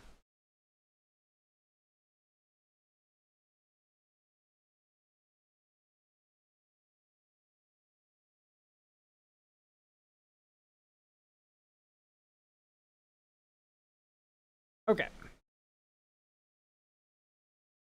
Sort by mana value. Budget restrictions. They said that we can do it without them if they're not here. Budget restriction for cards less than $20. I like to keep my deck on the cheaper side. Current restriction are found for my 2 packs a month. If you're adding game changers, please keep it to 3 max. Change any cards you like, preferably not a pure reanimator theme, as I have a Golgari deck that does that. Problem, I enjoy the deck, but the current state, it's fighting between themes and looting and creating strong combat triggers cards. I'm hoping you can find a theme / direction to make it better. I enjoy double strike attack triggers, controlling the board, stealing off Fallen Shinobi, doming people with Unstoppable Slasher. Tend to just be winning a lot of games, but that just seems to be because of Tivit, Rise of the Dark Realms, rather than the deck theme. Yeah, let's cut Rise of the Dark Realms. You obviously just don't like it, and you don't need it. You don't need it. You don't need True Conviction either. Cartographer's Hawk has me a little bit iffy.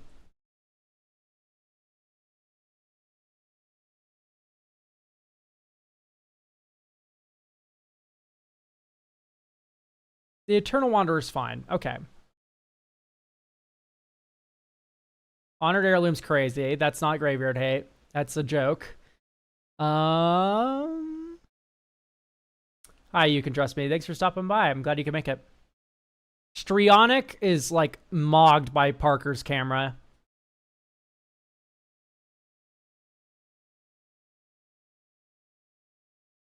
I don't like Blitzball. Okay. Peter's Parker camera. By the way, where do you post the fix list? I just post them in chat. In chat. And they'll be on the YouTube chat replay as well.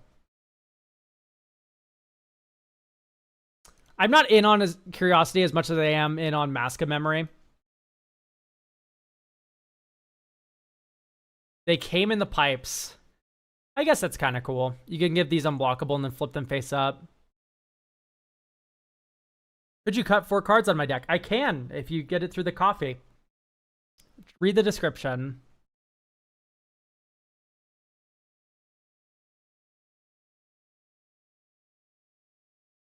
I can give unblockable and then flip Metami. Yeah. I don't know. I don't like they came in the pipes unless you're doing something especially cute with it.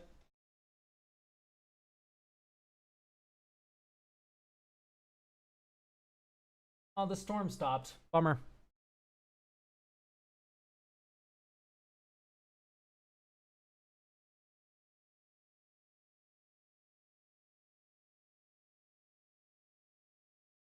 No, I only do commission work. Sorry, Happy Haze. I do not do requests. Please read the description below if you want to get your deck reviewed. I'm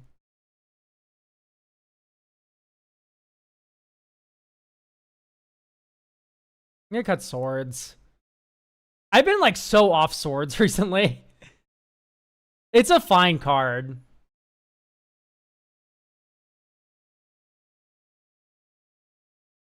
It's like I would just rather see a generous gift.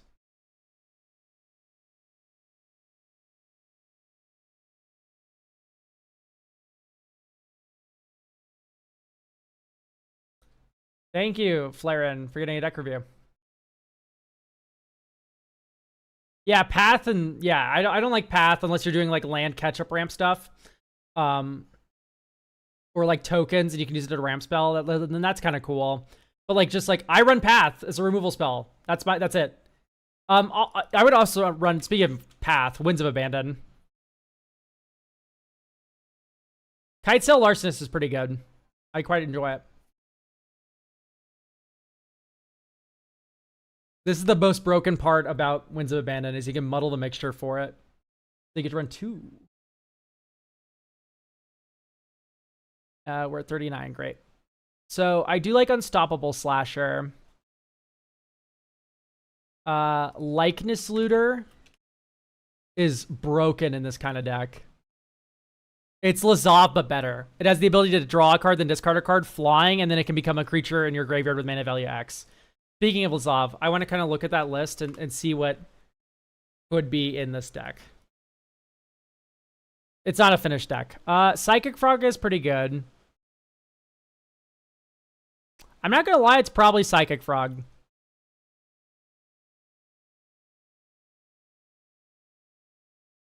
So Psychic Frog, increase the consistency of getting the Slasher by running Perplex.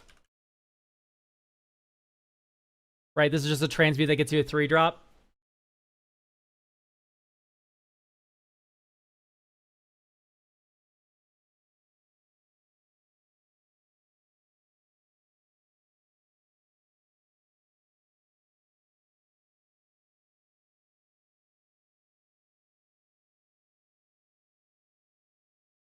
Recruiter doesn't work for Unstoppable Slasher. It's a 2/3.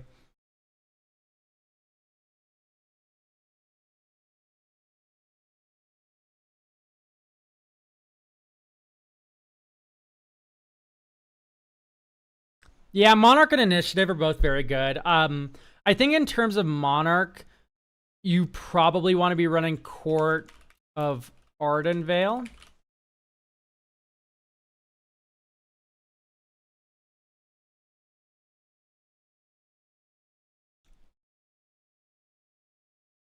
I like Kami of False Hope and Crash Out decks like this. And then I also really do prefer, this will be this 1-for-1 swap with the swords. I really do enjoy Heartless Act.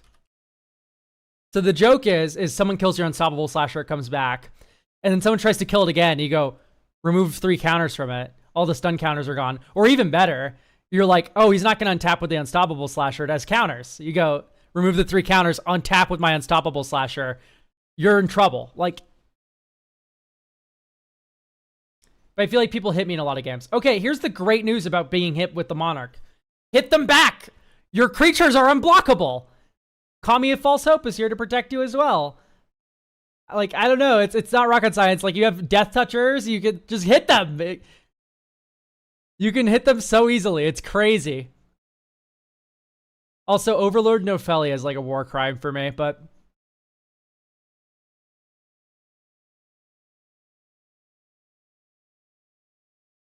You can also flicker War of the Last Alliance with Felia. Oh, it's so cool. Alright, you know what? Fuck you. I'm putting Felia in the deck.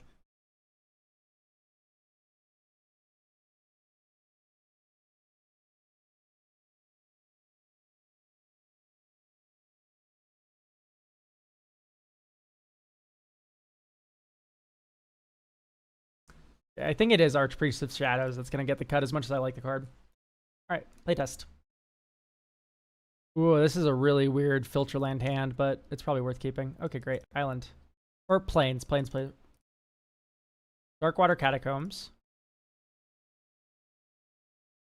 Likeness Looter.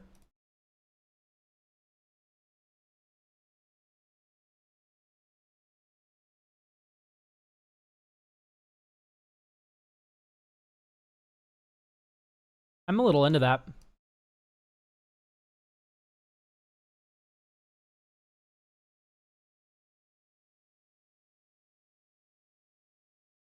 Ooh, we have the combo.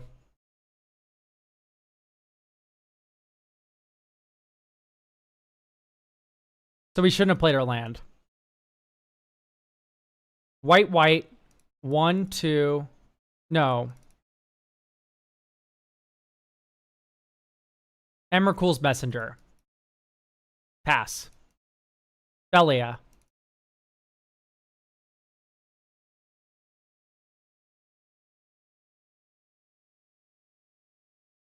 Overlord the Mistmoors.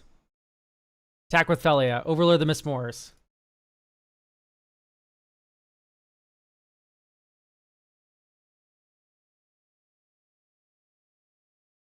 Draw. Discard. Draw.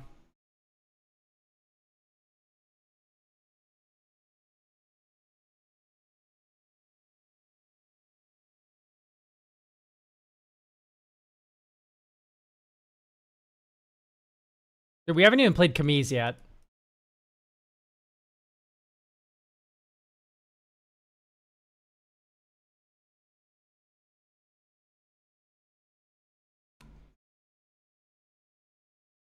One, two, three, four, five.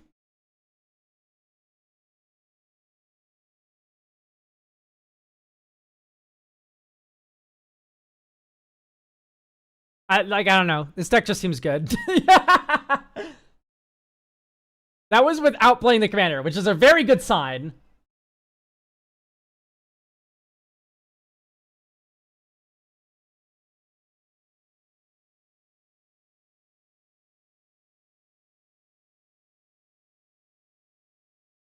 I don't know why you'd ever ditch Felia. It's just so good here. You can remove blockers. You can...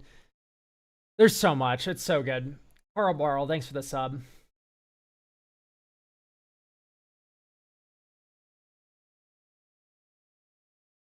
It's just like, I don't see anything else wrong with this deck. It's just kind of doing the evasive ninja shit, which is just like, do you need to do anything else? Unstoppable Slash is a really good card. I think you're just batshit for not liking white.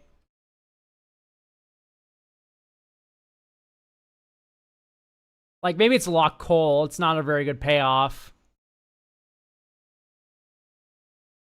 I will look at your deck. Yes, read the description of the video. You can get your deck review there. It is a commission, but it is there.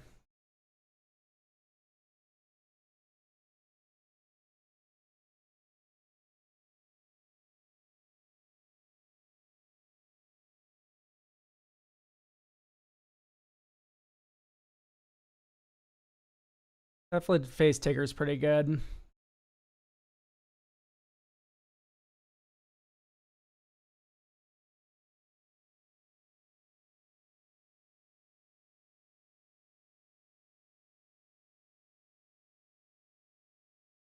Well, I just don't like Voltron. I never build Voltron. I love white.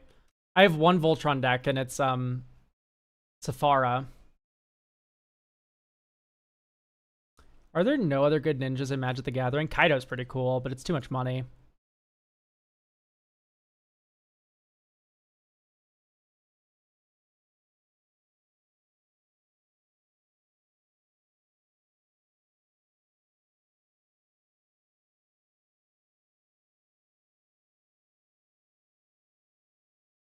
Thousand Face Shadow isn't bad.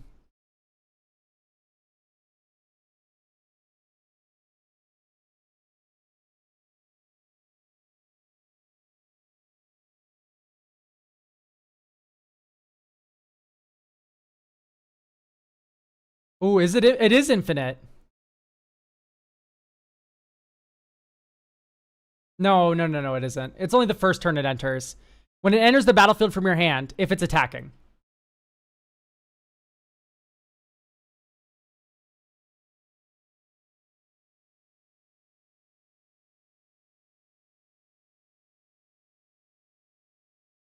Yeah, I agree.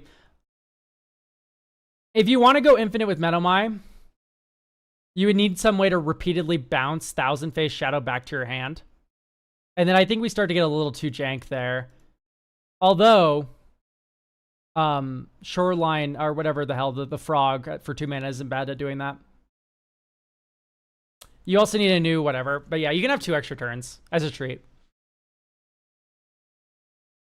Soren Markov, thanks for the $2 super chat that just said Soren Markov. All right, I think this deck's ready. It's going to do just fine. You're good.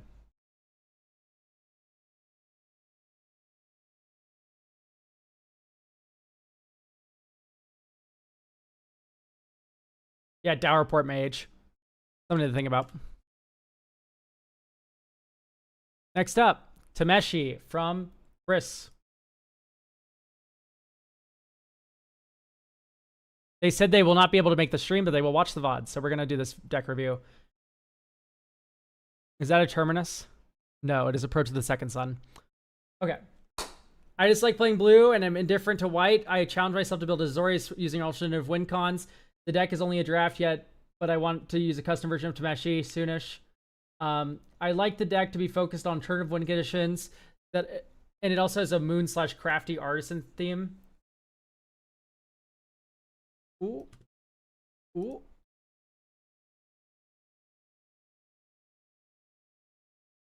I see. This deck is designed to play 2 spells. Oh wait, no, I'm blind. Sorry, it was the wrong thing. However, it's profoundly unfocused. I'm probably unfocused. I'm not sure how good the play style is. Moonblast Cleric should be the only tutor. If possible, please focus on the deck viable strategy/alt win cons. Okay, so with your only tutor being Moonblast Cleric, we can get really cute.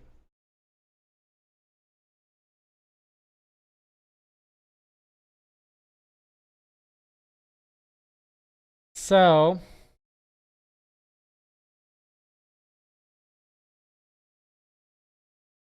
Moonshaker Cavalry is not an alternate win condition, nor is it good. Don't like that card at all.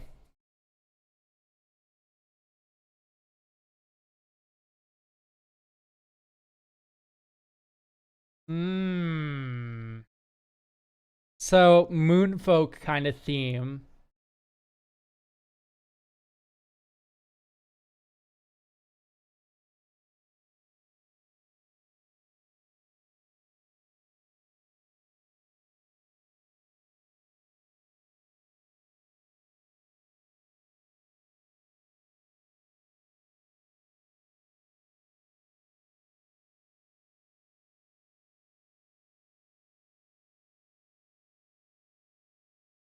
So, we have most of a combo here.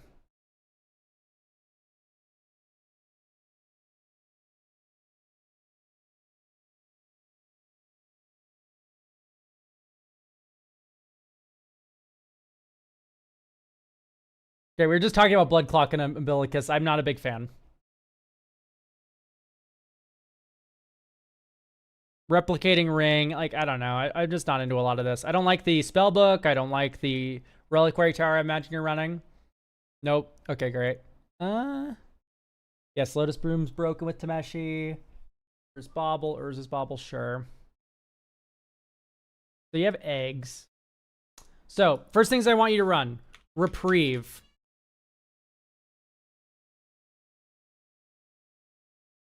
Remand.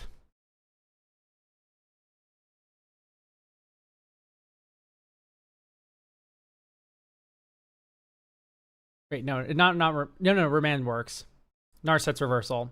So, these 3 are interactive spells, and they all can be cast on your own Approach of the Second Sun.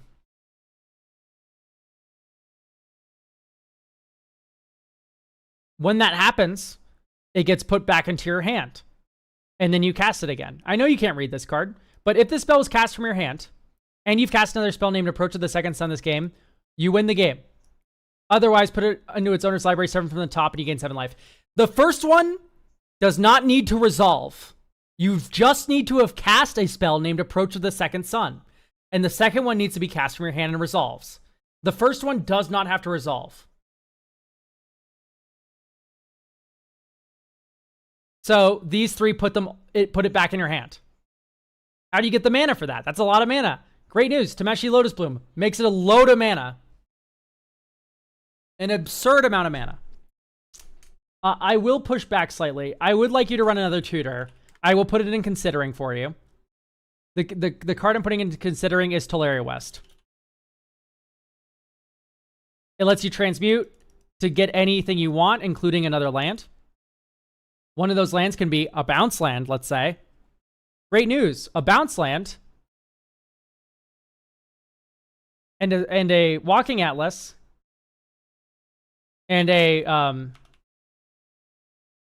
Retreat to Coral Helm Well, gosh, that's just infinite landfalls. And it's 1 draw per turn. You can draw during each player's turn with Tameshi with that.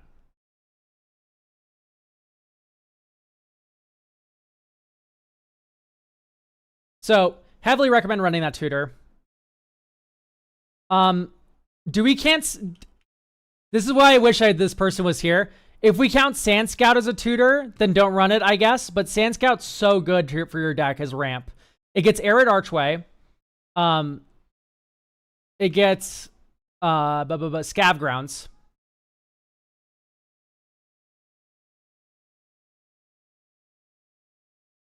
Ipnu Riverlet, Lazatep Quarry, Scav Grounds, Shefet Dunes. Those are the lands you want to add alongside Sand Scout if you decide to run it. Because it also gets Arid Archway. But wait, doesn't Narset's reverse? Yeah, no.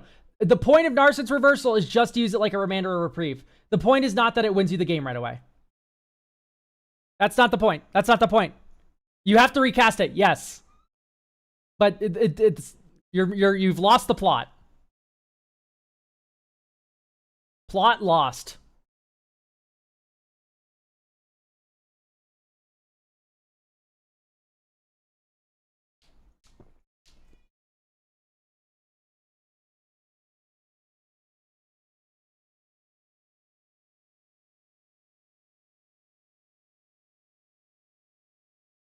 Okay, Court of Vantress is a war crime here.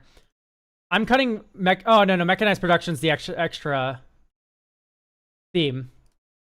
So, you need the WinCons theme. Felidar Retreat's a good landfall card. So, I'm going to cut Homunculus Horde. And here's what we're going to add. Approach of the... Oh, no, sorry. Shadow of the Second Sun.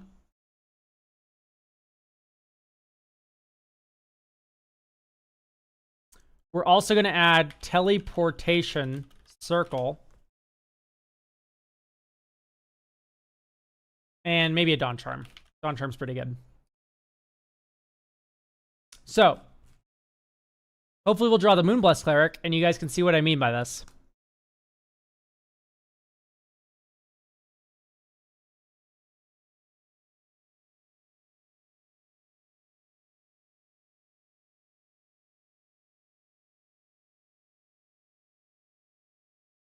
Also, we could just shock in a Hallowed Fountain here. Ugh.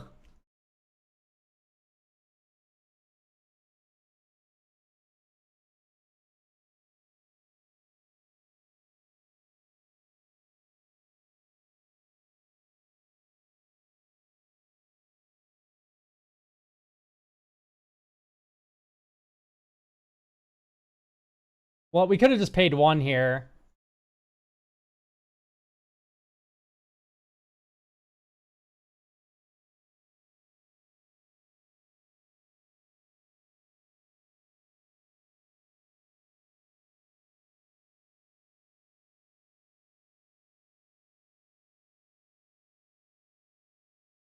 Wait, we could have tapped Arcane Signet for mana there. We did.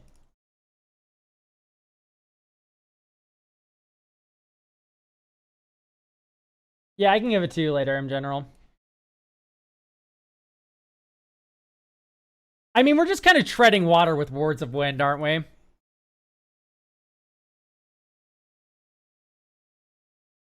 I mean, Court of Vantress stops that, I guess.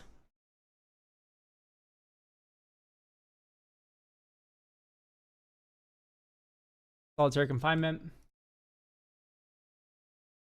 This is a Solitary Confinement deck if I've ever seen one.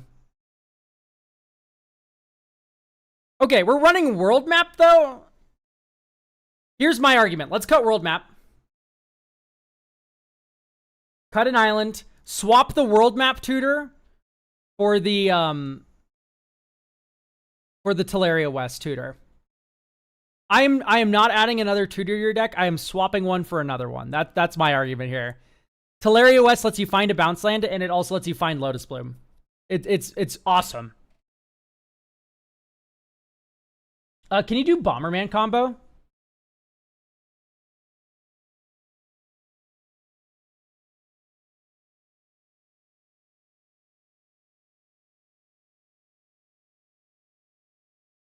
I think you can, right? Is world map cuter with Tameshi? Oh, it gets returned to your hand. Yeah, you're right. But it's also like 4 mana to do it every time. Ugh. Versus like how many lands do you need to tutor for in Tameshi? I don't think a lot, right? I don't know, maybe I'm just stupid. Yeah, Oriok Salvagers. Return target artifact card with mana value 1 or less from your graveyard to your hand. To your hand! Yeah, it only works with Lotus. I thought it was to the battlefield.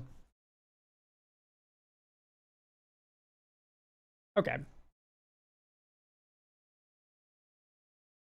Like, it's cute, but I would agree with that, like, tutor chain more if it was like we had more ways to, if we had more lands that we were interested in tutoring for. Imagine if this Mindstone was a land.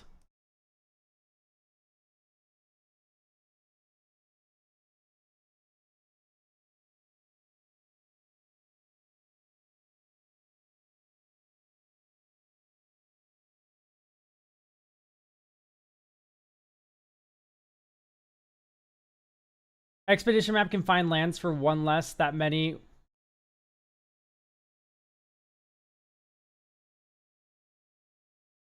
Oh, you've melted my brain. I don't know what you just said. Yeah, oh, you're talking about Expedition map? Yes. Expedition map is 1 cheaper. But like, okay, let's count the number of lands that I'm particularly interested in this deck. Treasure Vault, an infinite mana outlet. Otawara, its removal. Arid Archway or Zori's Chancery, they're combo pieces. So 4 lands is what you want to tutor for in this deck. There's no reason to loop that tutor. And the upside is that Teleria West gets Lotus Bloom, which is a combo piece. That's way better than looping it and getting like the 4 other lands that we even remotely care about. I don't know, maybe I'm just stupid.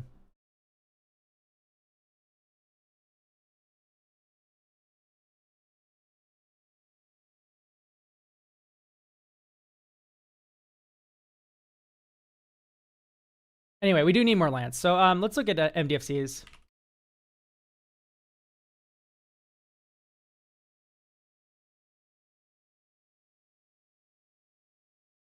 I don't like Terrain Generator. That card has so many Gooners, and I don't understand it.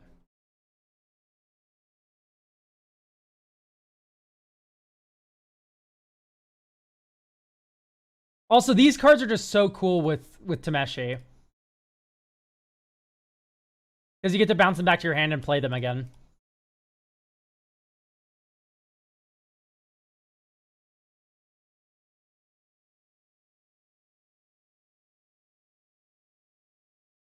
Listen, I don't like the Atoll or the Karoo. I'm sorry. They're just so restrictive. They're like extra bad.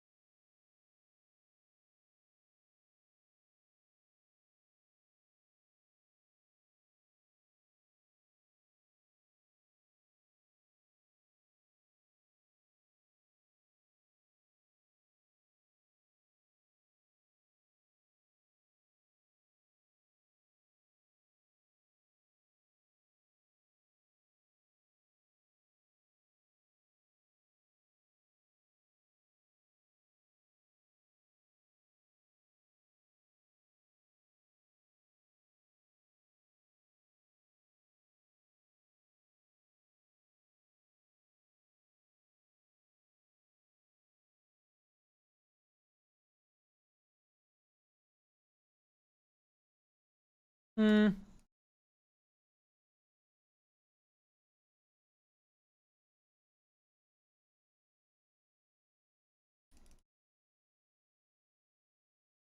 I'll have 2 Psychosis Crawlers.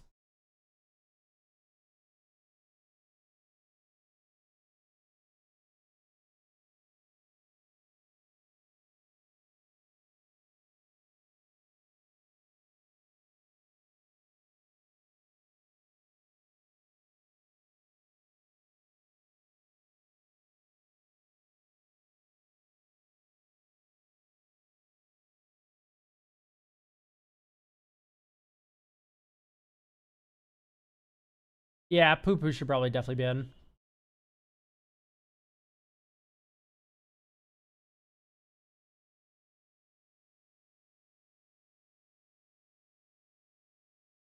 Fuck Milliken. Okay, obviously we agree that Sand Scout isn't a tutor. I did not notice this here. So I'm gonna... Sand Scout just makes your life so much easier. It's kind of otherworldly.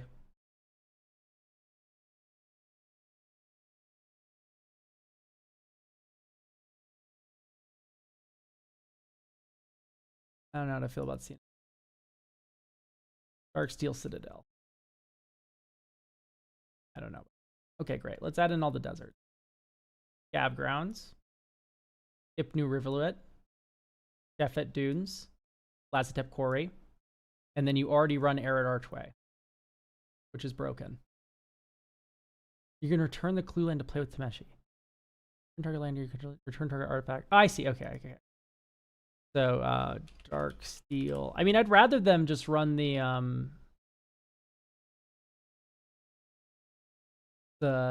bridge, which they already are.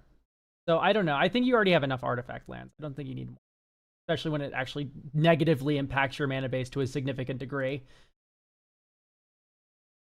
I think you need slightly more white, just one more.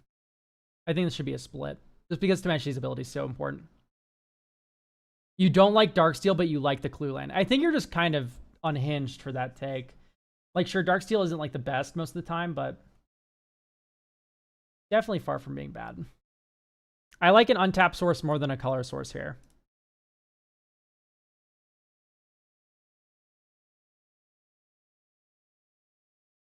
Good old Seal Cleansing. Tameshi. Guildless Commons after tapping this for a blue.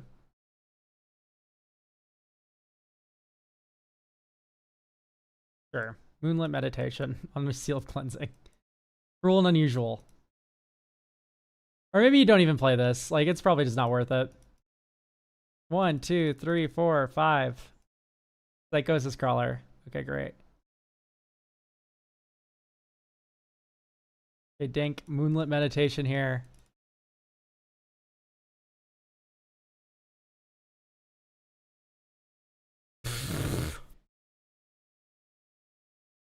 Okay, what is efficient construction doing here?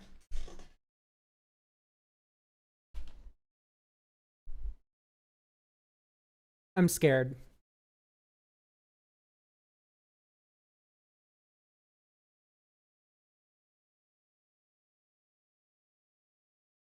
Chat, what am I missing with this card? Please explain it to me. It creates Thopters. Okay, I read it. I know what it does. Why is it here? It's scaring me.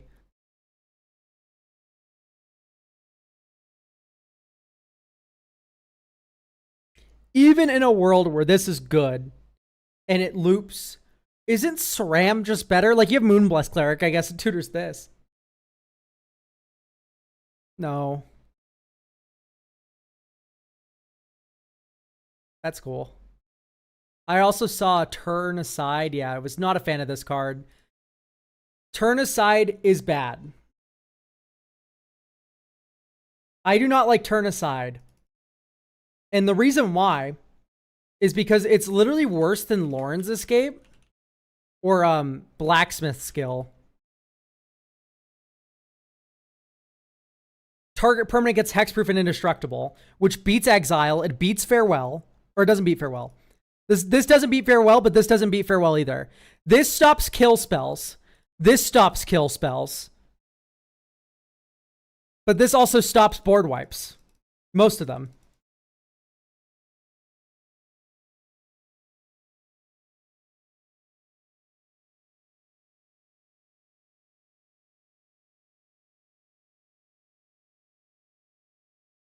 Does SRAM make Thopters? Oh, not SRAM. Sorry, I meant Psy. Master Thopterist. And he does make Thopters. Either way, you shouldn't just be making Thopters. I think that's stupid.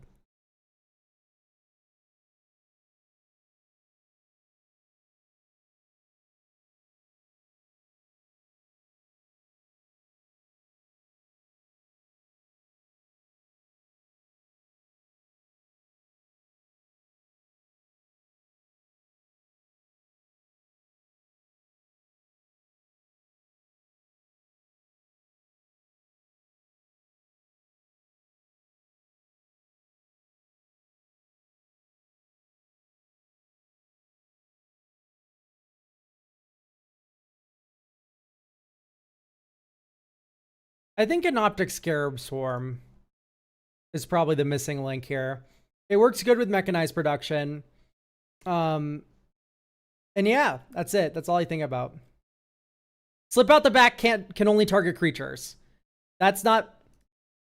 It gets around Farewell, but that's the only other thing it beats besides like Conocrypt and stuff. Like this actually targets anything, including your artifacts, including your lands, including your enchantments. So it's not a strict upgrade there. Strict upgrade is turn aside is worse than it for sure. Anyway, I think Canoptek Scarab Swarm is worth the $10 here. All right, I'm going to drop this link in chat. I think this is ready to go now. At least it's better than before, given the restrictions.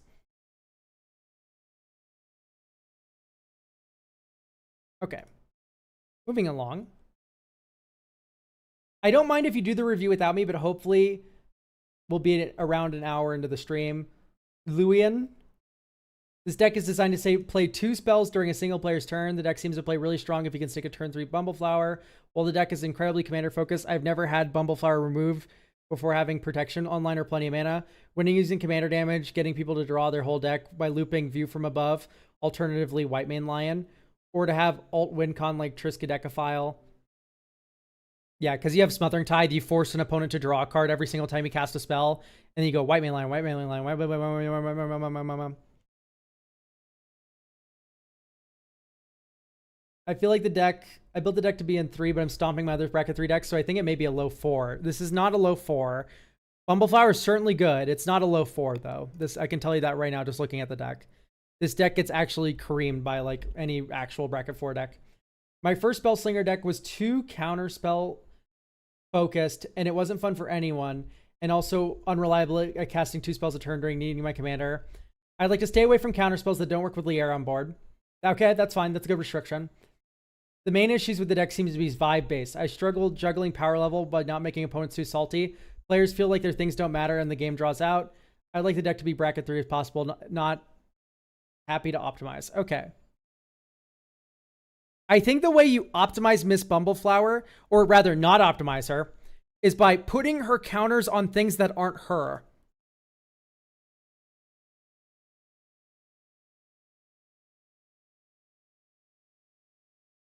So if you have incentive to put your counters on things that aren't Miss Bumbleflower, then you have a deck that is harder to kill people with.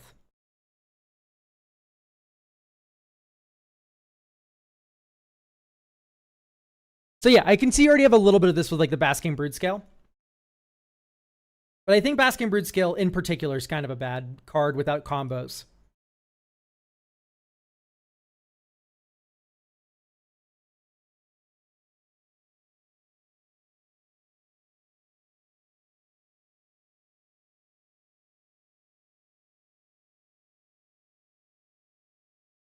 Yeah, exactly. We're just going to evolution witness the fuck out of this deck.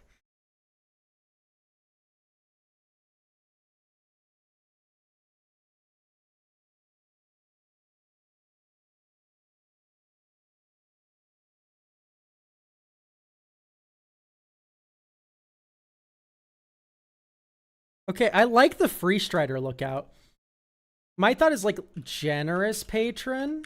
Like maybe you put counters on opponents' things. Frost Defense Contractor. That could be kind of fun, right? This goads it. Whenever you put one or more counters on a creature you don't control, tap that creature and it gains trample until your next turn. Goad it. Generous Patron, you draw cards when you put counters on opposing creatures. Free Strider Lookout, you committed a crime. Okay, hang on. We're cooking. Duelist of the Mind. Will Breaker. You gain control of the creature. Go like a cross angle with Miss Bumbleflower here.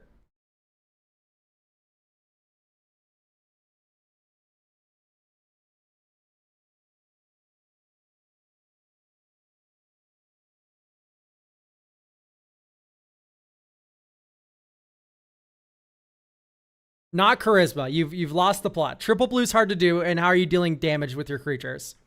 You're not.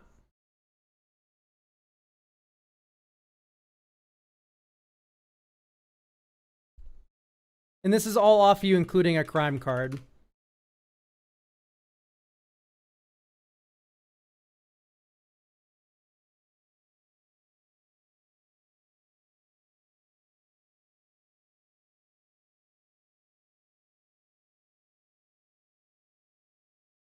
Yeah, I don't like Felwar Stone, Arcane Signet. One sorcery is crazy. 37 lands is also just like nuts. It'll probably play fine.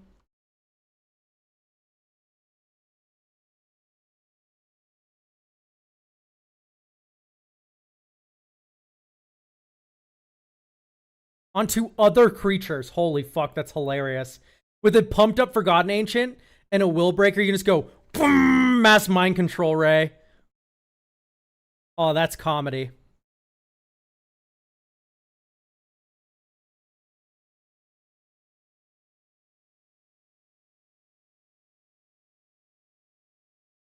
I don't know. This curve is like 2, and Bumbleflower draws out a trillion cards. So one Arcane Signet fixes that issue. Like, no, Growth Spiral, Planar Genesis should be run.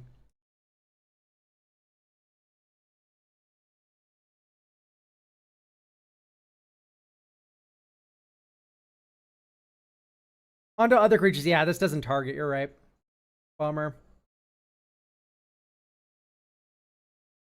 I don't think I like Triskaidekaphile.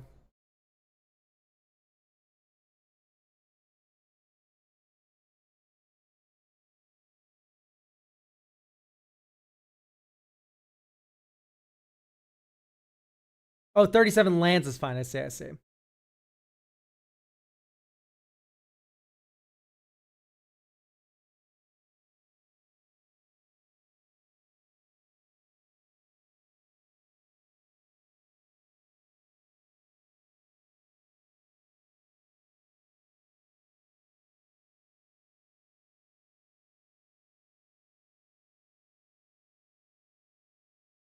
But the deck also wants to like double spell is the big problem. Dismiss into Dream's cute, but I don't know how to feel about it. Probably just Simic Charm.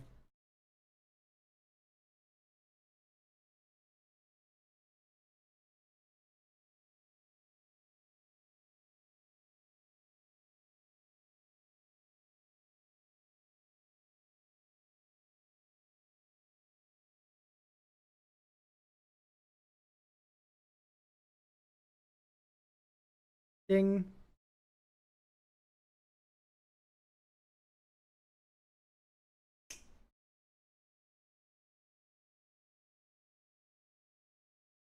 Oh, look how this is working out, chat. It's so perfect.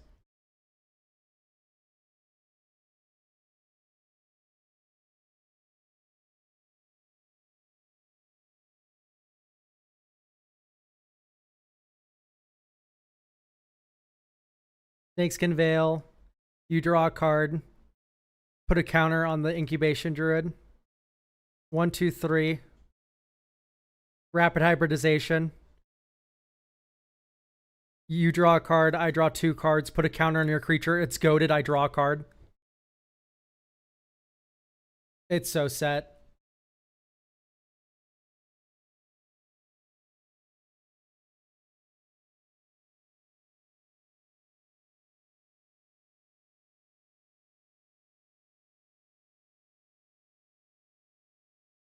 It's just so ready. Like, what else do I do with this deck?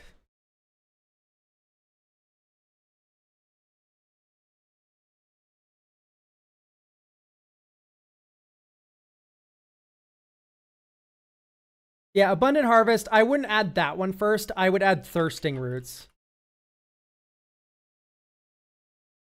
This one proliferates. And then also turns into a land if you need that. What is, I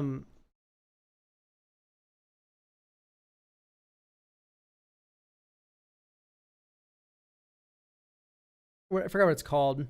Vastwood Fortification. Put a counter on a creature. And it's also a tap land.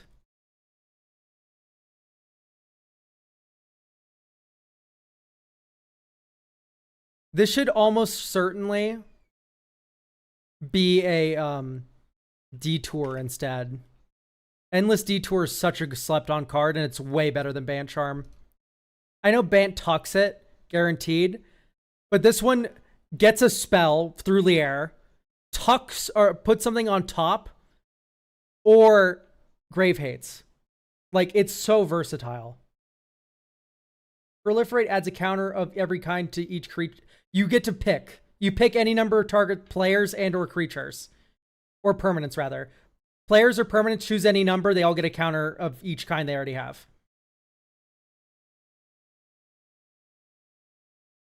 If you already have a ton of counters on your opponent's creatures, Thirsting Roots goads all of them with Cross and draws you a billion cards with Generous Patron. Oh no, it's one or more. It's one card. But still, you know what I mean. So no, I just think you're wrong. Thirsting Roots is better.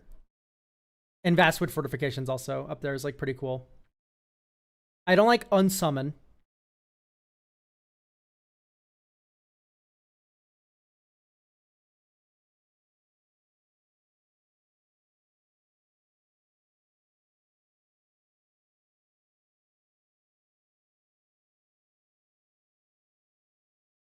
Broker's Confluence is just kind of too expensive.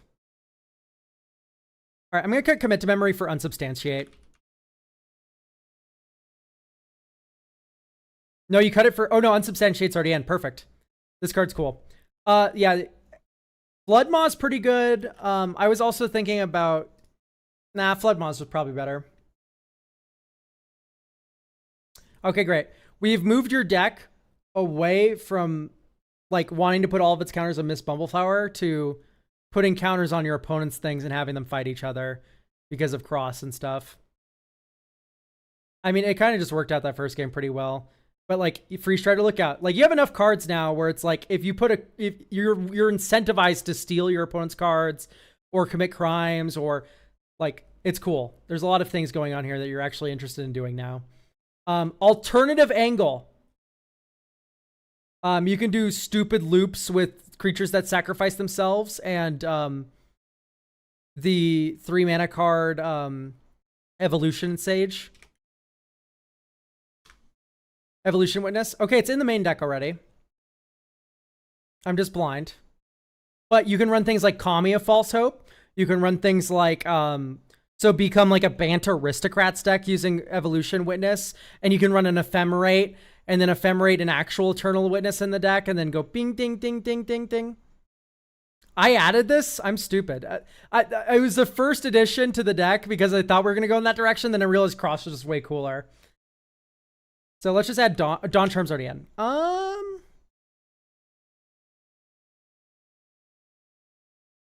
Collective Resistance. You can give Miss Bumbleflower Hexproof and Indestructible, can destroy an artifact, can destroy an enchantment. I like triple mode spell. Very good. Okay, this is good to go.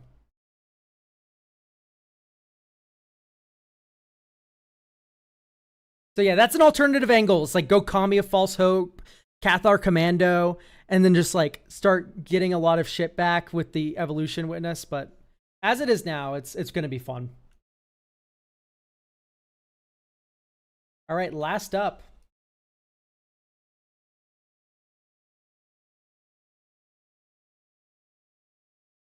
We have a jury deck. This is from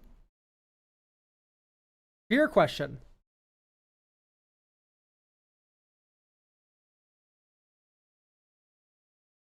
So I actually brewed a jury deck a while ago, and I can help you super easy. I know that jury is a popular strategy. Artifact tokens is a popular strategy with jury, and I'm open to it, but it feels a bit off theme. I'd like it to be bracket 3 or 4. I'd like to do it in an elegant way. I'm a girl with no friends to ask these questions to. Oh no. Developing femcell. Terrible. And going to an LGS is like embarrassing. I don't know. Girl, go outside now. Also, I love Judith the Scourge Diva. I'm a Judith Supremacist, but I'm not sure if she fits. Please help. Yes, you cannot run Judith in this deck. I'm so sorry. Judith cares about non-token. Jury definitely wants tokens. 36 lands is slightly too low. Okay. Here's the speed run for Jury. Are you guys ready? I'm about to make this deck insane. No thud. No fling. No show-stopping surprise.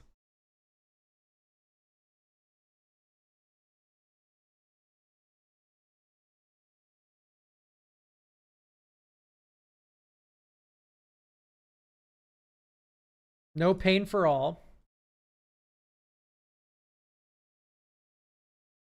No open the graves.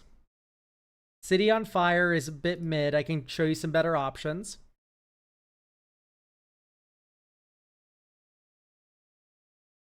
No, Heartpiercer Massacre is not good enough, I think.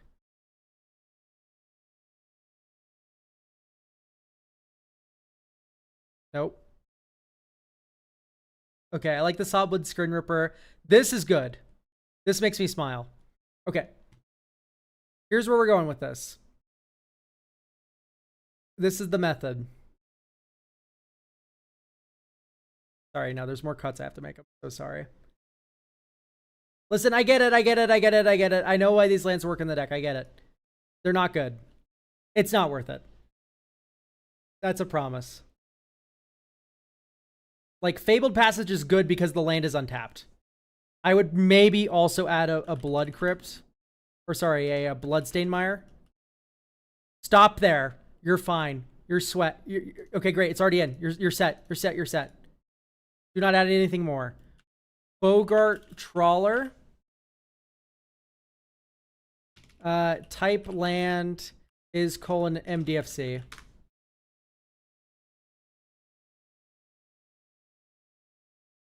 Agadeem's Awakening is so good, but it's so much money. Fell the Profane in. Kazul's Fury in. Very important for Jury. This is a fling that is also a land. Amazing. Malakir Rebirth's a little too expensive. Sundering Eruption. Great.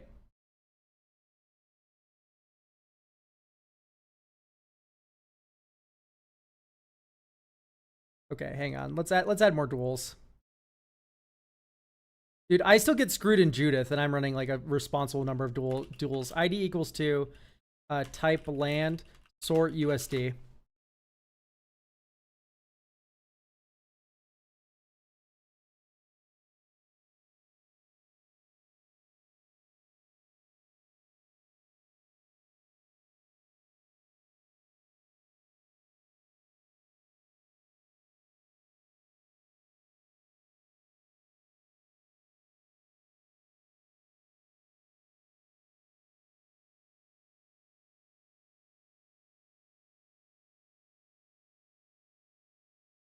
Okay, that should be enough.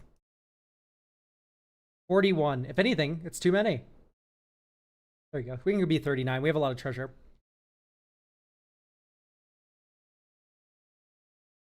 There should be 8 basics and 8 fetch lands. I mean, you should have a lot of duels. It depends on the deck. You can run off color fetches in here, but it seems like this is relatively budget, so I want to keep it relatively budget. I don't want to bankrupt this person. Like, yes, Prismatic Vista would be incredible in this deck, and so would all the other off-color fetches, but no. Okay.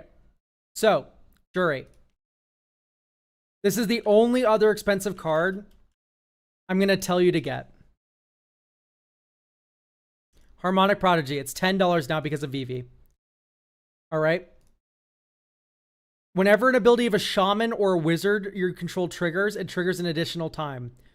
Jury has 2 triggered abilities. On sack triggers and on death trigger. So you get double the number of counters and double the death trigger. It's stupid. And you need it. It rose because of Vivi. Waltz Ball. And also Kuja. It was after Final Fantasy that this rose in price. So yes, there you go. Ding. Make an example. One-sided. Each opponent chooses their creatures and separates them into 2 piles. Choose one of the piles for each opponent. They sacrifice the rest. Or vice versa. They sack the pile you choose. So this is a ton of sack triggers. Accursed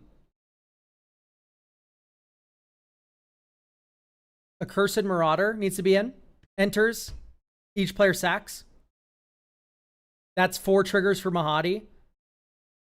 Right? Very important card to be running. Fleshbag Marauder. I do not like Skyclave Shave, by the way. I don't like paying mana to return my thing unless it's reassembling skeleton. I can do it in instant speed. Nether Trader is fine. Bloodghast is like the gold standard in my opinion. Forsaken Miner's great. Hero's Downfall is awful. Faker Undeath is fine. Okay. Let's add Flare of Malice.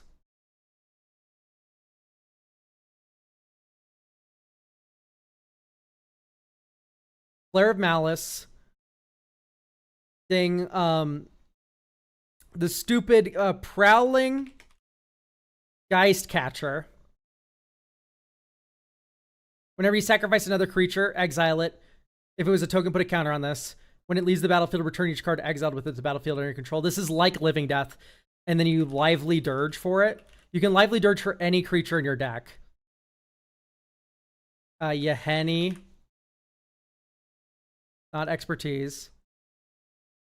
Yahenni, Undying Partisan.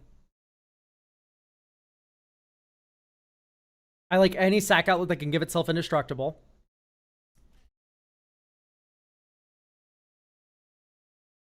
I don't like these like equipment that give I don't like any of this actually.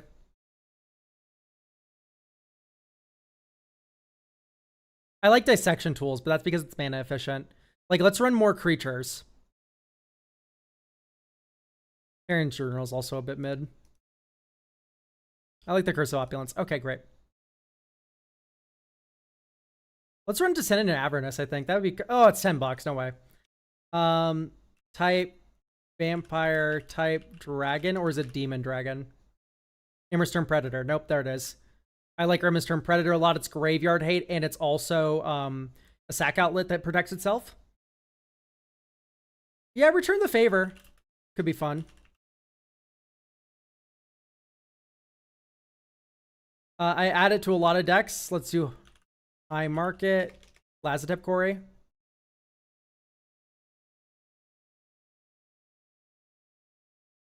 I think Sadistic Hypnotist is okay in this deck. I think it's a bit too mean.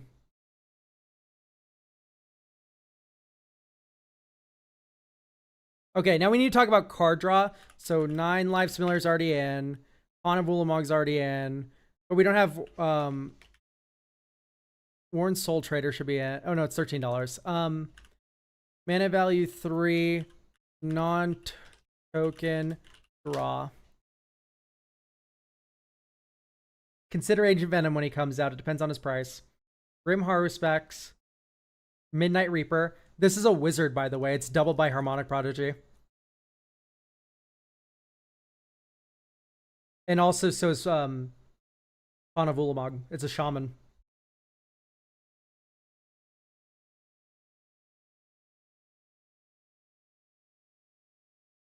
Yawgmoth. Yawgmoth's too expensive, I think. I don't want to add Yawgmoth. Like, Yawgmoth would be incredible in this deck. But add it if you can. It's not really needed. Reaver Cleaver for sure, right? It's fine. Especially if it's pricey. Like, I wouldn't pay like $10 for it, yeah.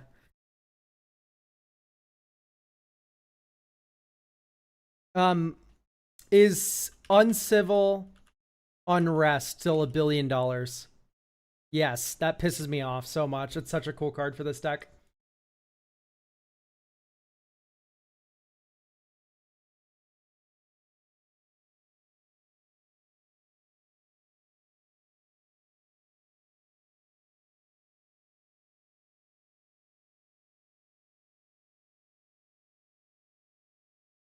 Ripples of Undeath is too expensive, chat. No $10 or more. Dictated with Twin Gods maybe isn't bad. What about Tainted Strike? I don't like that it's like already doing something after you win. Which I guess could be said about the same thing could be said about these.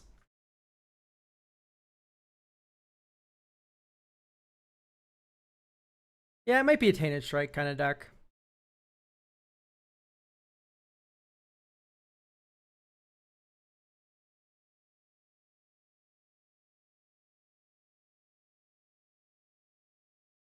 Crafted Exoskeleton gives Infect and... Maybe. How do you feel about Hatred? Not for this deck, just in EDH in general. It's a good card. I mean, is there anything else I need to say about it? Like, I hate that it's reserve list.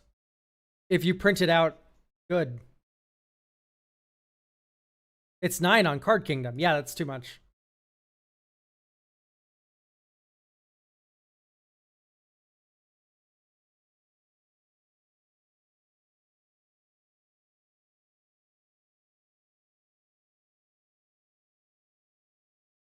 Four more cards. I do want to just kind of peep out my Judith deck, see what else we could be running here. Painful, I cut from the deck already. Chthonian Nightmare, Aether Revolt is a good loop to have.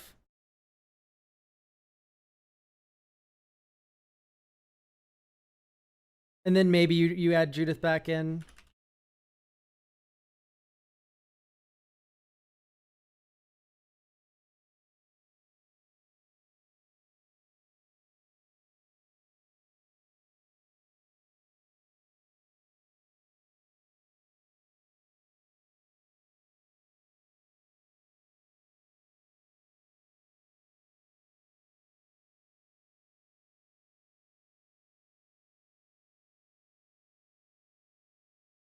All right, let's play test this. Reveal. Oh, we can play Viscerous here, turn 1, nice. Dink, drop Chthonian Nightmare into play. Or maybe just play Jury turn 2. Iara, Wood of the Realm.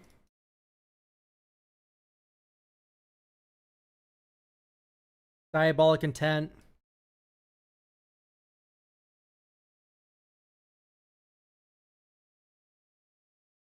Sacred Minor.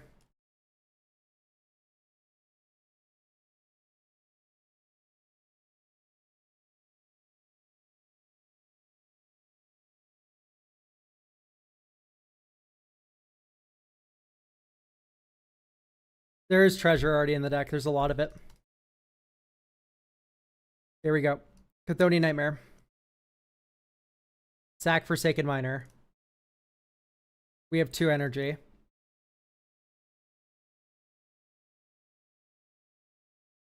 Bring back Viscerous here.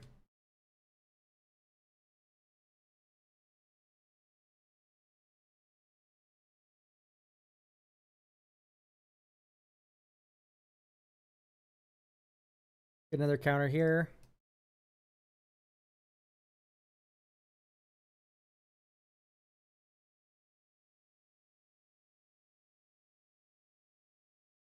Tap, sack Viscerous here. That's a crime.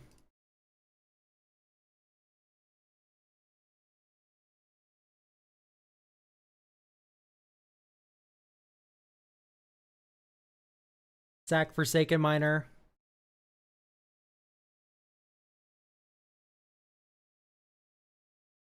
Chandra's Ignition.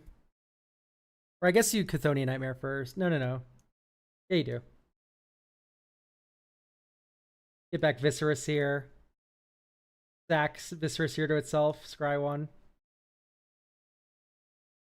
Top. Anyway, Chandra's Ignition. 7 damage each thing. Hit you for 7. Here's Last Step Quarry. 1, 2, 3. Judith the Scourge Diva. 1, 2.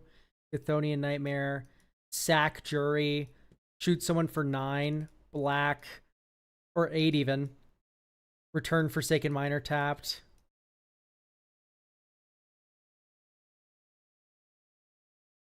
Sack Forsaken Miner, ping someone for 1, bring back Jury. Like, I don't know. This deck's doing stuff.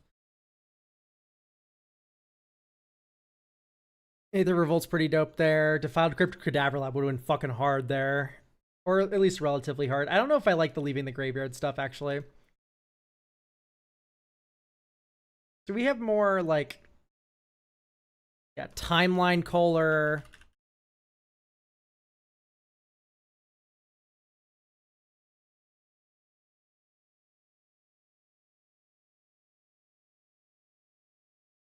Maybe Evandu Brush Razor.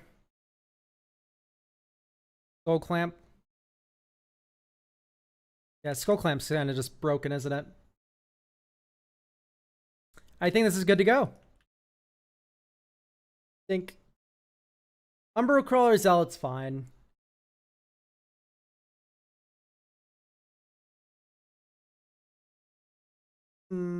Looking at it, actually, I don't know if I like Dreadhood Butcher.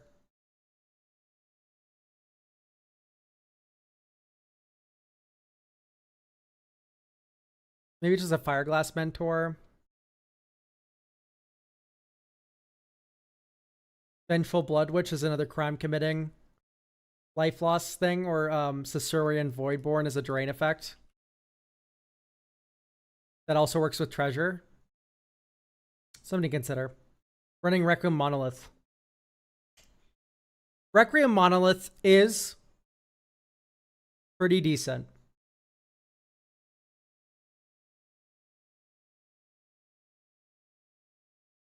It is certainly fine. It might be better than Bastion.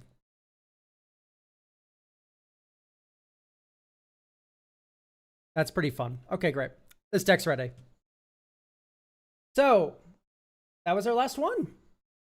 Thank you for everyone who's gotten our deck reviews so far. If someone wouldn't mind doing exclamation point coffee in the Twitch chat for me, just to get the link up. YouTube, this is where we're ending our stream. Thank you all for stopping by. Check the description of the stream. That is where you will find the deck review link to get your deck reviewed for next week. See you all then. Bye, YouTube.